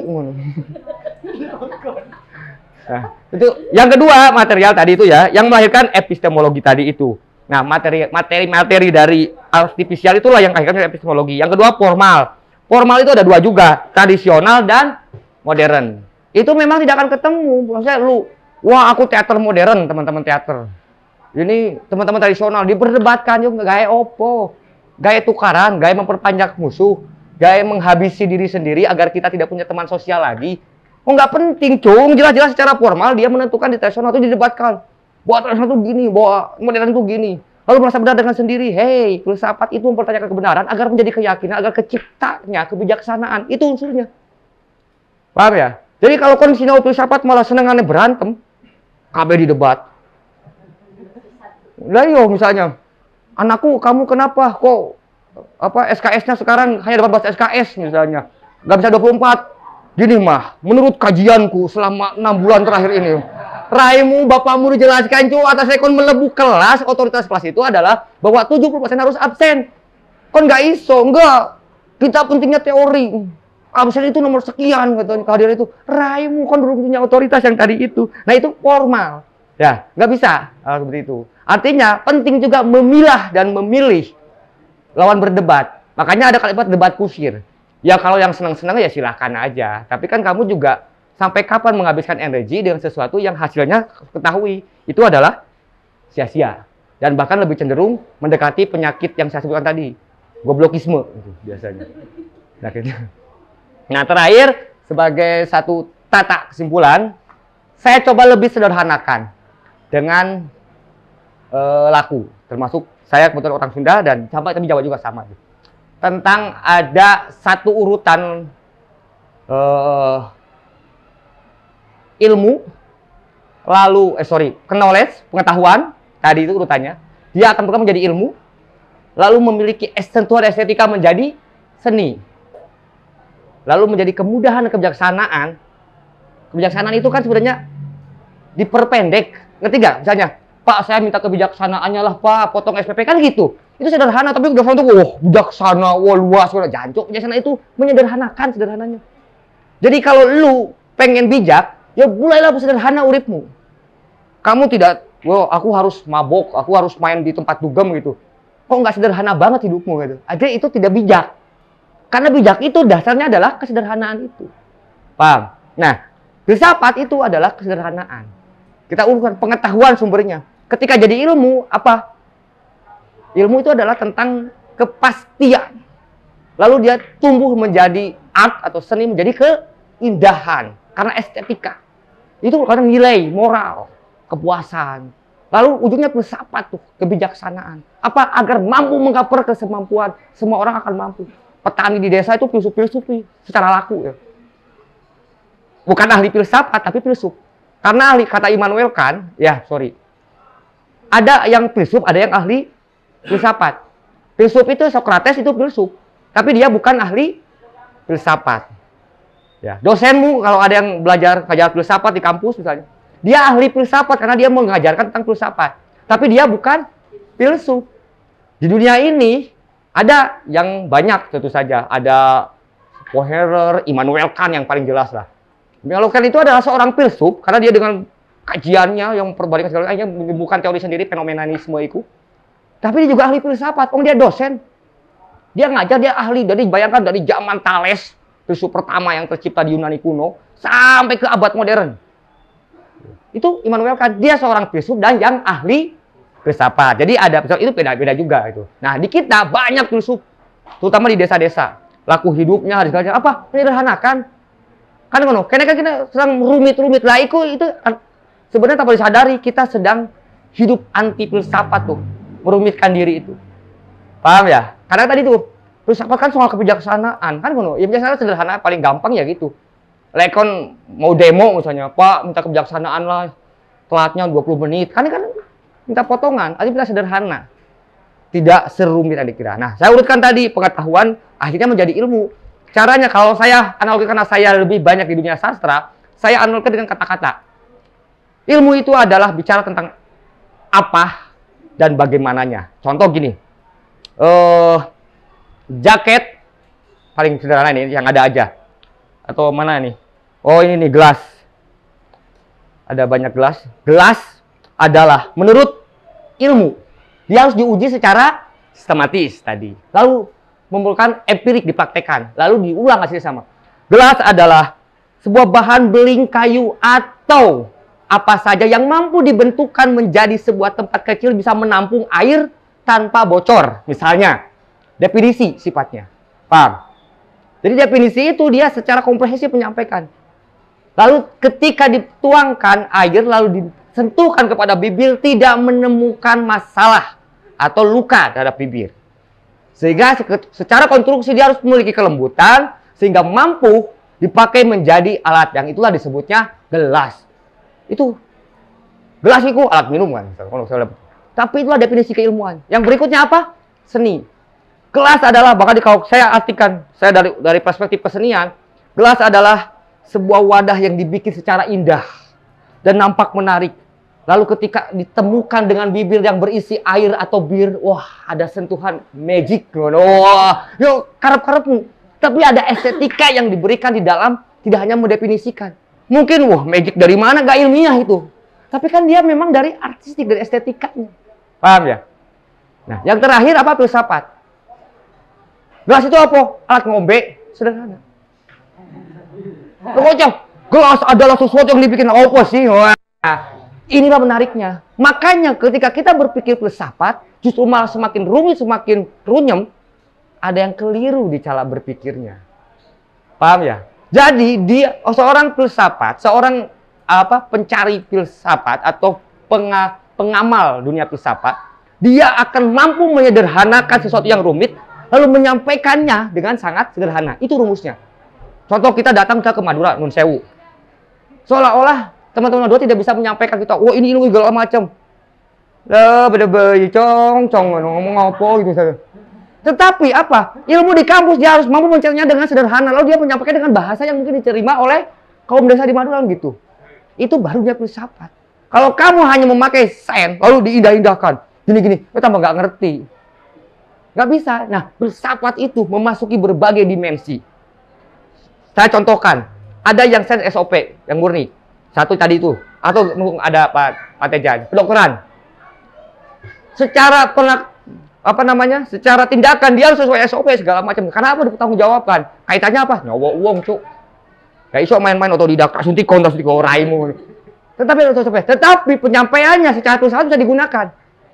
Bu, kalau ibu tetap membiarkan anak ibu kena panas dan segala macam, ini akan berakibat seperti itu.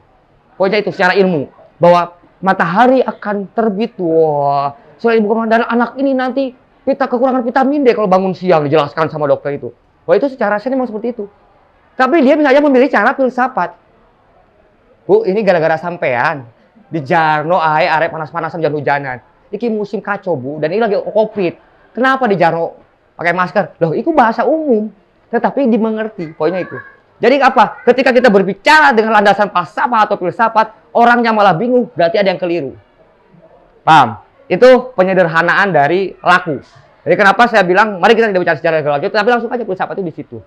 Landasannya 3, saya simpulkan.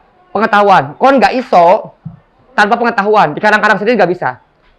Boleh sekarang, wah sekarang semua di YouTube juga ada, kadang-kadang di semua di web juga ada, semua pengetahuan gampang.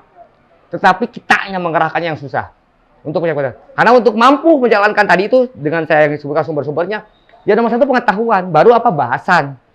Bahasa ketiga logika. Misalnya, wah ini perbedaan rasio, logika dan nalar itu aja kadang-kadang ketukar-tukar. Kalau kita tidak selesai di pengetahuannya. Rasio itu bicara tentang angka, tentang kepastian. Logik kita bicara tentang alamiah, natural tadi itu. Nalar tentang penyampaiannya. Itu udah beda. Serupa tapi tak sama itu. Tapi kadang-kadang, wah ini rasioku, masalah logikamu lah, ketukar-tukar. Karena apa? Tadi itu. Makanya kata Bertrand Russell, orang nggak moco Plato atau tidak memahami Plato dari Aristoteles lalu sosokan ahli filsafat, iya pasti keliru. Karena apa? Nggak ngerti dasarnya. Atau mungkin benar, tetapi mudah ditebang. Kon punya akar, lalu kamu menyampaikan bahwa daunnya, bahwa buahnya ini adalah apel, kamu tidak mudah ditebang atau didorong. Tapi kalau kamu cuma dahan doang, melenoi gitu, wah mawar. Kon di situ itu ngomong, wah debat diskusi filsafat tentang keilmuan. Immanuel Kant itu gini, wah Karl Marx itu sangat pemberani segala macam. Tapi kamu tidak mengenal dasarnya, dasar keilmuan, pengetahuannya. Itu sama dengan ranting yang membawa bunga seolah indah, tapi sangat mudah dijatuhkan. Tapi kalau kamu akar, meskipun perlu proses panjang untuk menghasilkan buah atau bunga, kamu punya sesuatu yang tidak akan mudah dipatahkan. Minimal tidak bisa dipatahkan oleh diri sendiri atau rasa menyerah dalam hidup. Terima kasih. Secara teori sekian. Itulah filsafat dalam lagu. Wassalamualaikum warahmatullahi wabarakatuh.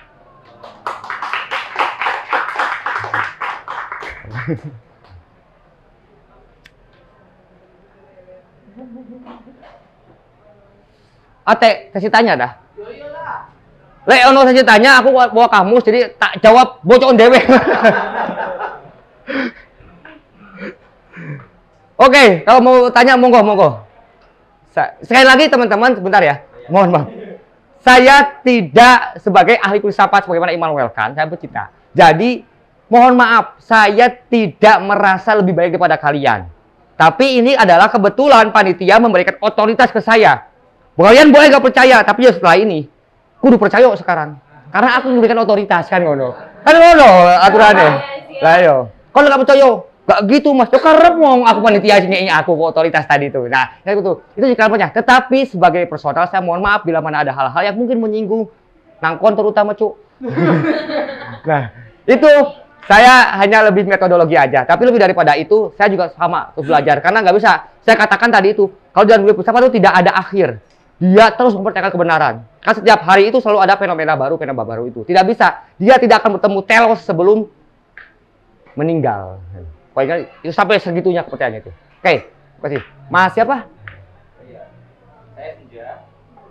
Ada 2 pertanyaan. Yang Oke. pertama itu terkait dengan sumber pengetahuan. Kalau misal kita lihat kondisi per hari ini dalam masyarakat itu, kalau aku memandang ada satu hal yang apa ya, agak mengganjal pikiranku itu. Kalau sumber pengetahuan tadi kan ada pertama otoritas, baca indera, ketiga reason, pikiran, lalu yang keempat ada intuisi. Nah kalau per hari ini itu juga ada perkembangan stigma yang berangkat dari slogan-slogan besar. Nah contohnya apa? Misalnya bagaimana cara kita mengartikan kata radikal di dalam masyarakat? Ya betul. Misalnya radikal itu kan kalau misal dalam filsafat itu artinya yang mendasar. Gitu. Redik, dari kata redik atau dari akar, yang mengakar lebih tepatnya. Dari kata redik tadi. Terus contohnya lagi ada hedonis misalnya. Pemikiran dari Epicurus misalnya. Kalau hari ini kan diartikan secara sempit berfoya-foya. Hedon. Apa namanya? Perkembangan stigma masyarakat itu melahirkan sumber pengetahuan baru. Yang bahkan kalau misal ditinjau dari aspek filsafat itu tapi itu sumber pengetahuan. Nah, itu bagaimana ya? Tanggapannya. Terus yang kedua, itu soal di dalam ilmu hukum. Soalnya kan Mas Totek kan dari hukum. Jadi pengen tahu tanggapannya itu. Pandangannya aja. Kalau di dalam logika apa? Di dalam logika, ilmu logika itu ada beberapa fungsi yang ternyata di dalam ilmu hukum itu dihalalkan untuk untuk dipakai untuk mencapai kebenaran. Contohnya kalau misalnya di dalam argumentasi hukum itu ad hominem, argumentum ad hominem. Dalam misalnya dalam hukum pidana itu orang melihat dia siapa. Itu juga termasuk dalam unsur hukum pidana. Penentuan delik dalam hukuman. Terus ada misalnya argumentum ad miseria. Nah itu soal dia telah melakukan apa gitu. Misalnya dia mau dihukum secara kebenaran, tapi dia pernah berjasa untuk negara kok. Jadi kita pertimbangan. Lebih ringan, gitu. Ya itu pledoinya nanti terlebih dahulu. Polisi yang dihalalkan di dalam ilmu hukum itu pandangannya gimana? Karena kan menyalahi hukum secara umum. Ya, gitu, Mas. Ya, makasih siapa namanya? Senja. Senja, kamu masih kuliah atau udah lulus? Kuliah. Di UNER. UNER jurusan? Hukum. Oh, pantesan kon hukum. Area-area rooming, Cuk. Dibaya aku pisan. Gak. Raimu yo. Gak. Nih, Senja. Yang pertama, ya menarik ya. Artinya spiritnya kuat ini yang menarik. Karena yo, soalnya yo ngono. Pertanyakan segala juga. Tapi tadi itu, sebelum pengetahuan kaitan tadi itu, bahwa ada objek pengetahuan, yaitu fenomena. Dan itu dinamis. Sampai nanti kan kita nggak tahu Imam Mahdi. Bayangkan Imam Mahdi itu sudah 3 kali keluar yang mengaku Imam Mahdi. Ya. Bahkan terakhir di Bandung. Wah. Bisa. Ya iya. Kebenaran itu muncul Imam Mahdi. Dulu kan di Maroko ada Syekh Mansur itu. Syekh Mansur itu menganggap dirinya Imam Mahdi. Nah, itu seperti itu. Itu fenomena, tapi kan tetap diuji segala macam. Ya, jadi kemungkinan termasuk kata-kata baru yang lebih gila lagi dimasukin ke KBBI, lebay, kepo, itu masuk ke KBBI, cek kan tuh. Gila agak. Itu masuk. Artinya ada fenomena, sehingga tanggapannya itu, loh, itu memang berkembang, makanya tidak pernah selesai. Sen itu selesai sebelum akhirnya ada hipotesa yang akan meruntuhkan tesis tersebut. Antitesanya. Gitu. Sen. Tapi selesai. Di dalam ilmu hukum dulu, Ibnu Sina ada perdebatan hukum tuh. Sebuah argumen yang menentukan satu hukum. Waktu itu semua debat pada ahli hukum. Sampai akhirnya ada pengacara muda menyampaikan ini. Lalu Ibnu Sina menyampaikan ini yang paling benar diterima saat ini. Tetapi suatu kapan nanti ketika ada kebenaran baru dengan fenomena baru, dengan peradaban baru dan perspektif baru di masanya yang menggantikan ini, maka ini akan gugur. Atau di dalam hukum preemptif. Artinya priori dengan a priorinya, lalu yang general ke khusus, lalu yang baru menyingkirkan yang lama. Kalau seperti itu, berlaku seperti itu. Itu yang pertama ya, kita kaji itu, yaitu bagian dari fenomena. Tentang bagaimana itu di hermeneologi sebenarnya kalau mau kaji filsafat seperti itu. Itu semuanya ada. Makanya ada yang eksperimental kalau sekarang itu. Makanya ada juga postmodern sekarang itu. Jadi dari pra-modern atau klasik ya, lalu masuk ke modern, sekarang ada lagi postmodern. Engkau mana postmodern ngono ya, enggak tahu. Kita tidak pernah tahu. Karena apa? Dia tidak akan pernah berhenti. Dan kajian itu sama diterima ya, oke. Dan selalu bertentangan, bukan bertentangan, selalu kan berupaya pencapaian keyakinan. Keyakinannya untuk jadi sen harus diukur dengan tadi itu. Nah, yang kedua, kaitan hukum, saya nggak suka tuh menghalalkan ya, karena itu dua perspektif berbeda. Kamu memakai perspektif religius dalam hal ini perspektif muslim, halalkan. Dalam hukum tuh paling sederhana gini aja, kalau kamu bicara hukum, kamu tidak boleh meninggalkan satu asas yang tidak boleh kamu siapkan kapanpun. Nullum delictum nulla pona suena previa poenali. Jadi tidak ada hukum. Jadi semuanya halal sebelum ada hukumnya. Terus itu bicara selesai. Kon saiki ngerti bahwa kon sama dia kalau berduaan terus telanjang zina sebelum ada Al-Qur'an atau zaman Nabi Sodom itu apa? Lut. Nabi Lut. Itu kan halal-halal aja tuh. Bahasamu tadi halal atau berapa saja. Tapi sebelum ada aturan akhirnya kitab suci yang menurunkan bahwa itu adalah berzina. Aduh, zina mata nih, Cuk. Misalnya, misalnya kan, jadi itu ada aturannya sampai akhirnya ada tertulis. Pun di dalam Eropa kontinental ada dua, Eropa kontinental sama Anglo-Saxon. Sumber hukum itu. Padahal itu sementara sama. Anglo-Saxon konon tidak ada hukum dulu karena apa? Sistem penjurian itu berlaku di ranah pidana. Itu pun jurisprudensi. Jurisprudensi itu adalah keputusan hakim yang akan berlanjut kepada ke bawahnya. Tapi selebihnya ada tetap berlaku asas yang sama, non delictum. Jadi kata kamu apakah ini berubah segala macam? Loh, semua boleh kecuali yang dilarang. Itu sederhananya. Jadi kalau teman-teman nih misalnya, di dalam apapun, di dalam semua tidak ada satupun di dunia ini yang tidak hidup dengan hukum. Kedokteran ada, yaitu SOP atau segala macam. Kan ada semua, ada hukumnya. Dan itu berlaku sifatnya ada ketika tertulis. Paham ya? Jadi semuanya boleh. Jadi wah ini pertanyaan dia kan tadi kaitan logika. Loh, logika itu dapat diukur dengan pengetahuan. Wong logikamu loh, pengetahuan itu ternyata kamu udah belum baca dictionary misalnya. Dictionary itu adalah kamus ensiklopedianya hukum yang dirujuk oleh 180 negara, bayangkan diakui. Black Dictionary. Jadi semua bahasa hukumnya di situ, namanya Black Dictionary. Atasannya kon durung menurut logikaku loh, kon beda sama Black Dictionary cuy, ini disepakati oleh otoritas tadi itu. Ngerti ya? Nah, artinya logika itu, logika sopo? Kamu bukan otoritas tadi itu, kastanya. Iya otoritas. Kon mau berdebat presiden, kata Jokowi, kon iku dudu WNI ngono. Kon iku orang Zimbabwe misalnya. Misalnya raimu karena lebih ngono. Misalnya cowok. Nah, jadi itu siapa namanya? Itu ya. Yang pertama tadi, artinya itu akan berkembang terus. Makanya kan selalu mempertanyakan itu. Lo tidak masalah, dia akan ketemu jawaban. Saya jijik, jujur saja dengan bahkan sekarang FYI ngono, aku nggak ngerti kata-kata ngono. Dan nggak ono di kamus juga, tapi sekarang udah masuk loh. Kata viral dan segala macam itu menjadi kamus Indonesia.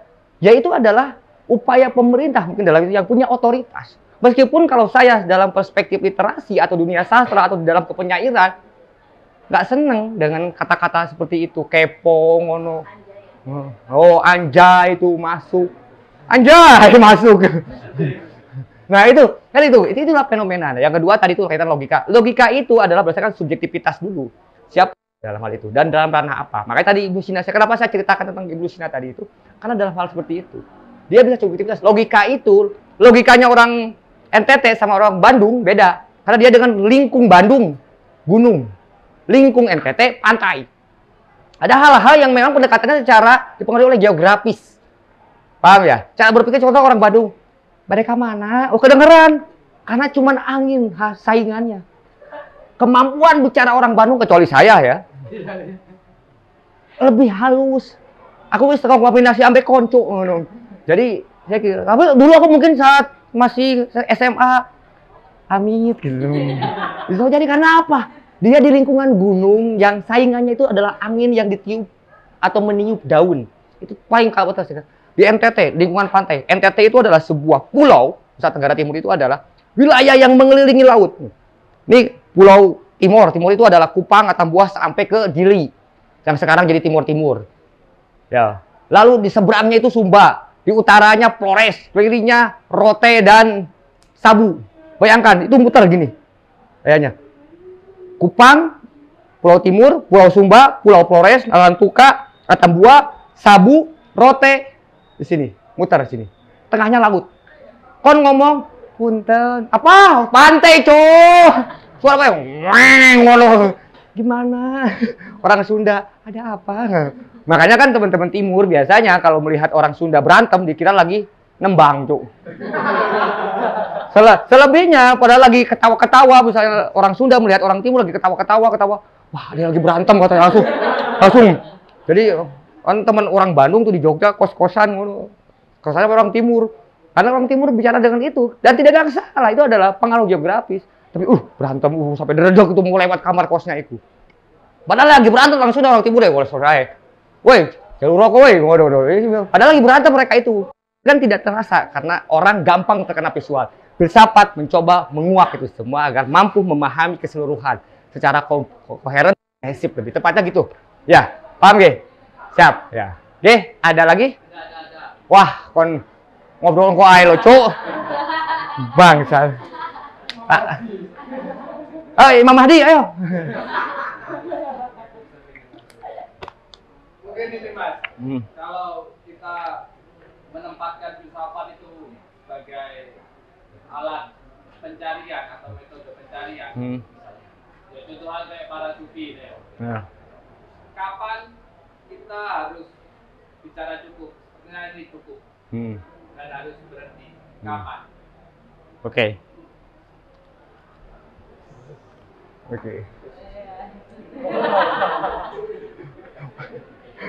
Soalnya di KB ya, aku kudu keren dulu.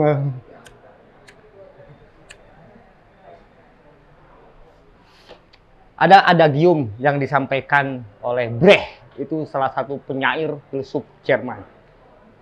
Enough is not enough. Cukup itu artinya tidak akan pernah cukup. Itu jawabannya. Nah, tapi kita bedah lagi ya. Jadi ketika kamu mengatakan cukup, sebenarnya kamu sedang menyerah. Padahal hidup itu tidak ada yang berhenti. Bahkan ketika kita tidur, organ kita bertumbuh. Belajar, segala macam. Kamu mau perspektif realism, artinya religiusem, agama, tentang bakal mati, dan segala macamnya itu. Tapi sebenarnya tidak akan ada berhenti. Jeda itu tidak ada. Paham ya? Pause it never break. Gak ono. Karena ketika kamu memutuskan berhenti, saat itulah kamu memutuskan bahwa kamu kehilangan apapun. Pencapaian, teman, segala macam. Wes, aku gak gelem kocoan sampai kon, berhenti sosial. Mungkin saya itu tukaran. Wow, wedo kan sering tukaran. Wes, di blok cu aneh cu. Oh iya, pacar kalau mari ngono dia sedang mencari sesuatu apa? Dia sedang melawan alamiah. Berarti, nah di dalam religius, di dalam kegiatan agama segala macam, memang salah satu yang menarik tuh. Ini saya juga sedang baru tobat nih, belajar agama sama Indra juga tuh, supinya, supi sesat. Nah, religius itu ternyata ada yang menarik. Bersilaturahmi itu adalah salah satu pahala sosial tertinggi.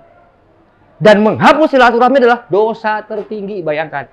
Kok iso menjadi pahala tertinggi dan dosa tertinggi? Kenapa? Karena angel sosial itu. Kita harus memahami lawan main kita, teman kita. Terus kita menerima, aduh jancu bau tapi kita nggak sopan. Tapi dia harus menerima. Wah itu luar biasa anjir. Kan, itu tidak mudah. Nah, karena apa? Dalam positif pun sama dalam hal itu. Kenapa saya bilang kata? Itu kan sebenarnya saya nggak tahu ya. Tapi Mas Indra, bahwa itu adalah pikiran-pikiran yang sebenarnya kaitan seorang pencari di mana dia tidak punya pedoman. Katanya seperti itu.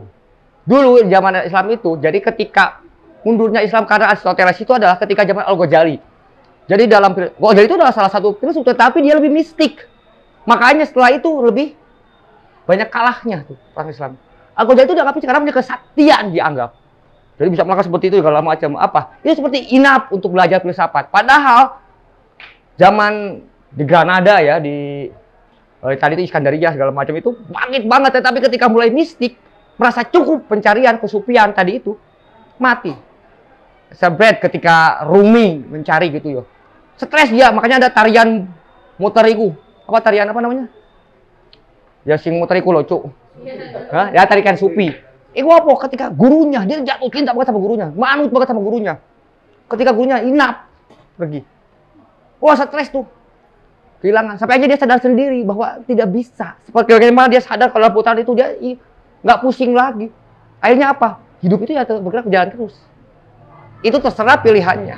Jadi saya, kalau perspektif saya, Mas Indra, saya akan memakai adagiumnya Brecht. Enough is nothing enough.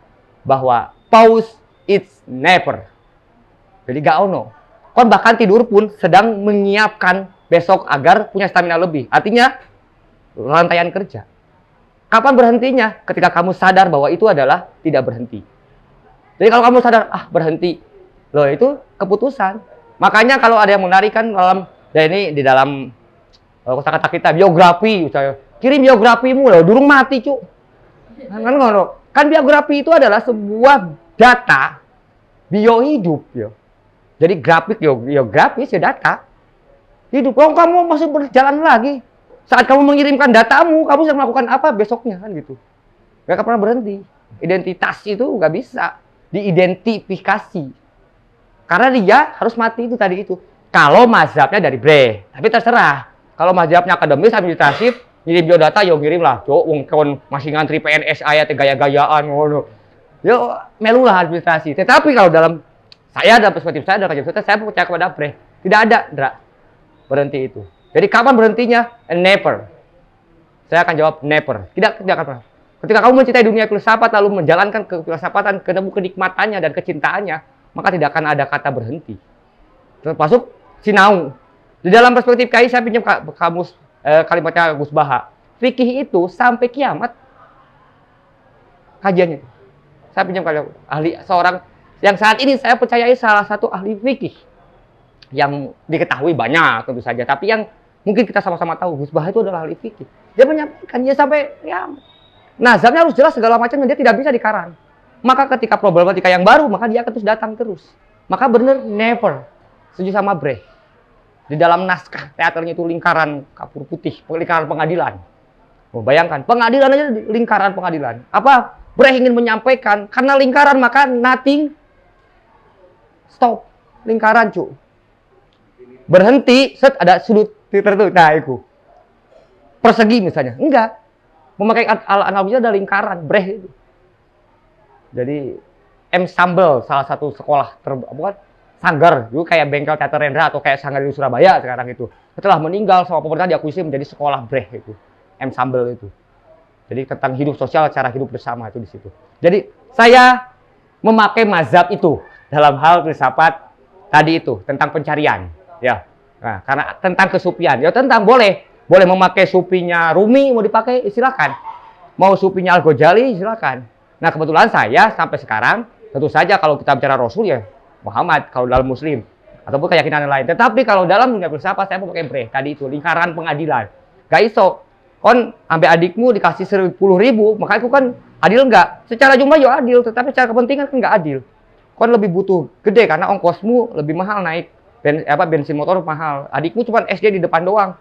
Misalnya, pengeluarannya cuma 5.000 buat jajan doang. Maka enggak fair, enggak adil tuh. Makanya ternyata tapi adil secara pengeluaran. Nah, itulah lingkaran kepengadilan. Termasuk pertanyaan-pertanyaan. Kita bahkan sampai mati pun ditanya. Mati loh ditanya. Sopo Tuhanmu kan ngono. Tuhanmu sopo? Wah, kalau semua aku matamu. Repot. Raimu, nabimu sopo? Angeli, Cuk. Waduh, Kang, ojo ngono, Kang. Gini, monggo. Ini dilewati soalnya saya mau tanya soal paradoks. Paradoks itu udah paradoks aja gitu. Gini. Maksudnya gimana tuh? Iya, dalam filsafat sendiri kan ada hal-hal bertentangan. Sama lain. Ya. Ada yang ya dengan metode-metode tertentu akhirnya tetap aja nggak dijumpai konklusi. Ya. Gitu. Nah, ada. Ini paradoks sendiri itu biarkan aja begitu. Gini. Saya tadi kembali kepada cerita tentang Ibnu Sina. Pengerucutan itu ada yang disebut tentang ketepatan. Nah, kata tepat ini kan sebenarnya sumbernya adalah ketika semua muara bersatu pada titik. Paradoks itu adalah dalam kajian pikiran. Contoh misalnya dalam paradoks metode pendidikan anak misalnya. Ada yang setuju dengan metode barat, ada yang metode pesantren. Tetapi juga sekarang kan di Gresik contoh misalnya muridnya dimarahi, dilaporkan kalau sampai guru masuk penjara gara-gara bentak dan upload murid. Di zaman kita mungkin itu udah biasa, justru kita bisa ngaji sekarang juga gara-gara dicepet nyere, sapu lidi, dikapok sama ustadznya gitu. Itu sekarang jadi perdebatan seperti itu. Tetapi ketepatan itu, nah ketepatan itu adalah muara dari segala pikiran yang mampu diterima. Saya pakai pinjam Jeremy Bentham. Jeremy Bentham itu utilitarianisme. Jeremy Bentham tentang ketepatan itu. Jika semua berdebat tentang, maka bicara tentang mayoritas yang akhirnya bukan demokrasi ya. Tetapi apa? Karena demokrasi itu kan semua punya hak. Enggak, ini ketika semua para ahli. Maka dari para ahli itu yang menentukan ketepatannya itu seperti apa. Jadi tetap masih ketemu dengan kaitan ketepatan momen terutama. Ya mungkin paradoks secara dipikiran, tetapi ketika momen tertentu, paradoks itu mungkin antara mazhab misalnya contoh Maliki sama Imam Syafi'i misalnya. Kan ada satu riwayat di mana kudu ikhtiar urip iku. Hidup itu harus berikhtiar. Maka untuk cari makanan dia berikhtiar. Akhirnya dijumpailah ada orang memberikan makanan. Dia kembali ke guha ke tempatnya Maliki untuk bertapa gitu. Lu lihat kalau ikhtiar, karena aku keluar berikhtiar, akhirnya aku dapat makanan. Kata dia, loh, dia itu nggak percaya, nggak harus ikhtiar, yang penting sembah kepada Allah saja. Paradoksnya di situ. Kalau Allah, mati semua. Lagi kamu datang bawa makanan. Apa itu sama artinya juga dengan kita lebih ke mengarah antara logis dan yang nggak logis, misalkan logis ya. Pengetahuan sama keyakinan itu harus bisa dibedakan, itu menjadi solusi. Ya, salah satunya. Nah, itulah fungsi filsafat tadi itu. Kaitan mempertanyakan kebenaran. Makanya kan dogmatik agama itu luar biasa, terutama ketika pertama Yunani kuno ketika ada dewa itu, yang kedua babad kedua Romawi, hancur Romawi itu ketika mulai kepercayaan oleh militer Romawi kuno. Machiavelli il principle itu sangat mengupas itu kehancuran kenapa? Karena agama bukan dogma. Jadi para raja itu wedi. Kon pokoknya kalau nggak ngelakuin ini masuk neraka ngono. Lah iku dogma-dogma seperti itu, kebenaran segala itu. Nah, untuk akhirnya apa masyarakat yang protes gak yakin aku. Gak yakin aku, ya bahwa aku masuk surga, tapi aku gak yakin aku masuk neraka kalau aku melawan kon. Aku saiki demo kon ada. Nah, kayak gitu udah itu. Kan itu. Nah, sebenarnya tadi itu saya sebutkan ke bawahnya itu perdebatan itu, tetapi atasnya idealisme dan realisme. Sama ketika ada orang kalau ada apa masjid, kalau semua orang dunia ini tidak tahu masjid mana yang paling besar itu di surga itu. Ya atau Borobudur lah paling gampang, candi yang 7 keajaiban dunia dari zaman Sopo gitu. Kalau sadunia ini tidak ada yang tahu keberadaan Candi Borobudur, apakah itu ada? So, menurutmu ada nggak? Saya jodoh. Kalau semua orang itu nggak tahu, nggak ada. Tetapi bagi kaum realisme nggak ada. Loh, coba kalau sana, ya saya kan ngomong ngeyel. Akhirnya debat kursi seperti itu, telur ayam itu. Nah, pun terjadi paradok itu. Nah, disitulah butuh kebijaksanaan. Memang disitulah ada sistematika kaitan otoritas tadi itu.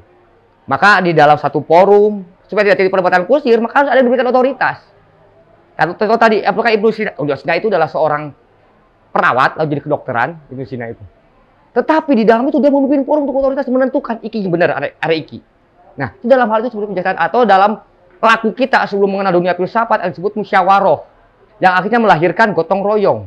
Itu sejak meskipun secara data saya tidak menemukan unsurnya, tetapi Ki Hajar Dewantara membahas itu.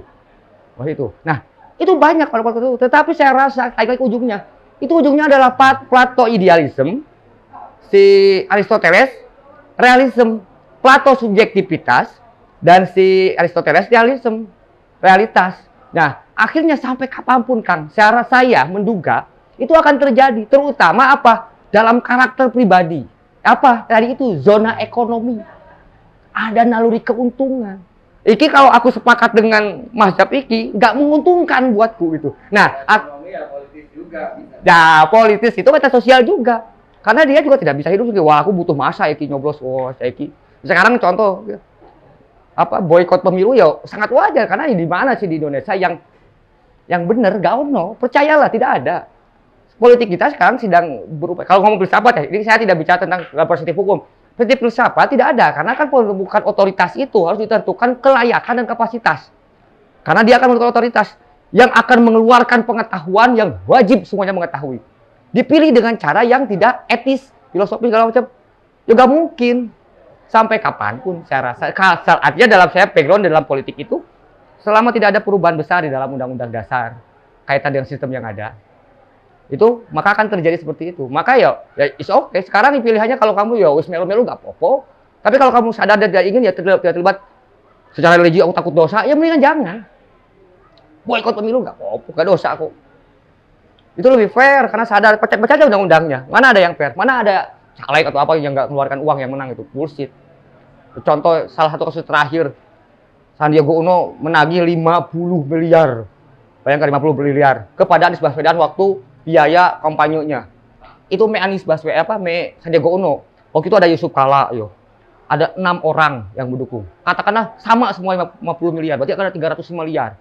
Gaji gubernur kamu tahu, selama 5 periode itu dia hanya menghasilkan 625 juta, Cuk. Ya apa bayarnya kalau nggak korupsi? Ngasih proyek dan segala macam. Udah selesai itu. Nah, ya sudah terjawab sebenarnya tadi itu.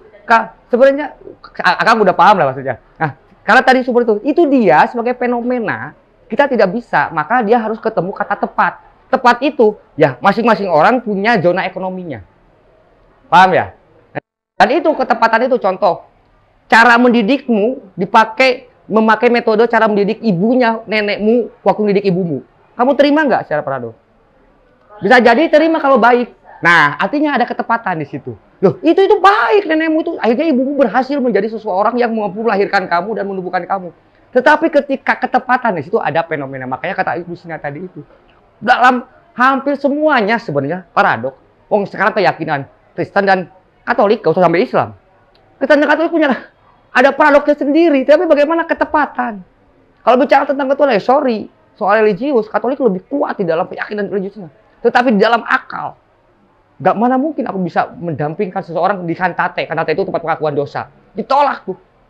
Itu paradoks juga. Jadi semua lini di dalam keluarga itu paradoks. Jadi itulah hidup lah. Hidup itu tentang bagaimana, tentang mengeluarkan diri kita dari paradoks yang ada sebenarnya. Upaya filsafat ya, upaya filsafat itu harus melahirkan jawaban di dalam diri. Nah, jawaban itu untuk apa sih? Tadi tuh benar sampai untuk bertemu keyakinan. Setelah keyakinan kan kamu lega. Kon sholat, durung yakin ya kon. Ya karena dikongkon ibumu misalnya.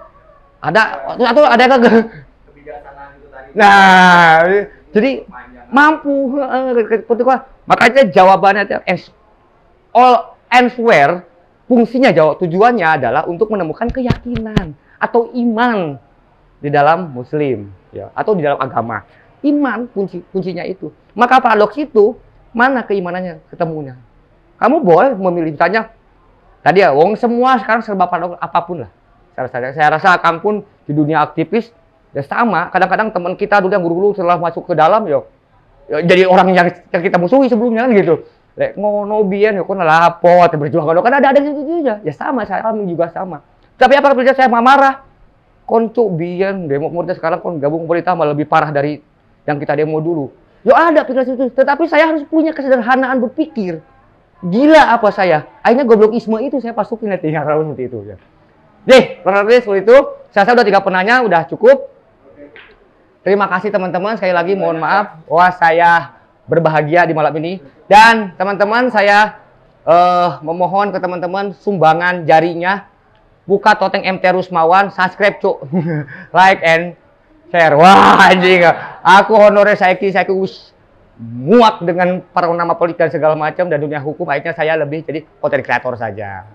Jadi apa yang kalian bilang mana ada yang bermanfaat, maka berikan juga saya manfaat. Jadi kalian buka YouTube Toteng MT Rusmawan, TOTENK spasi MT Rusmawan. Subscribe. Setiap hari saya cuma ngupload catatan-catatan aja. Lebih banyak catatan.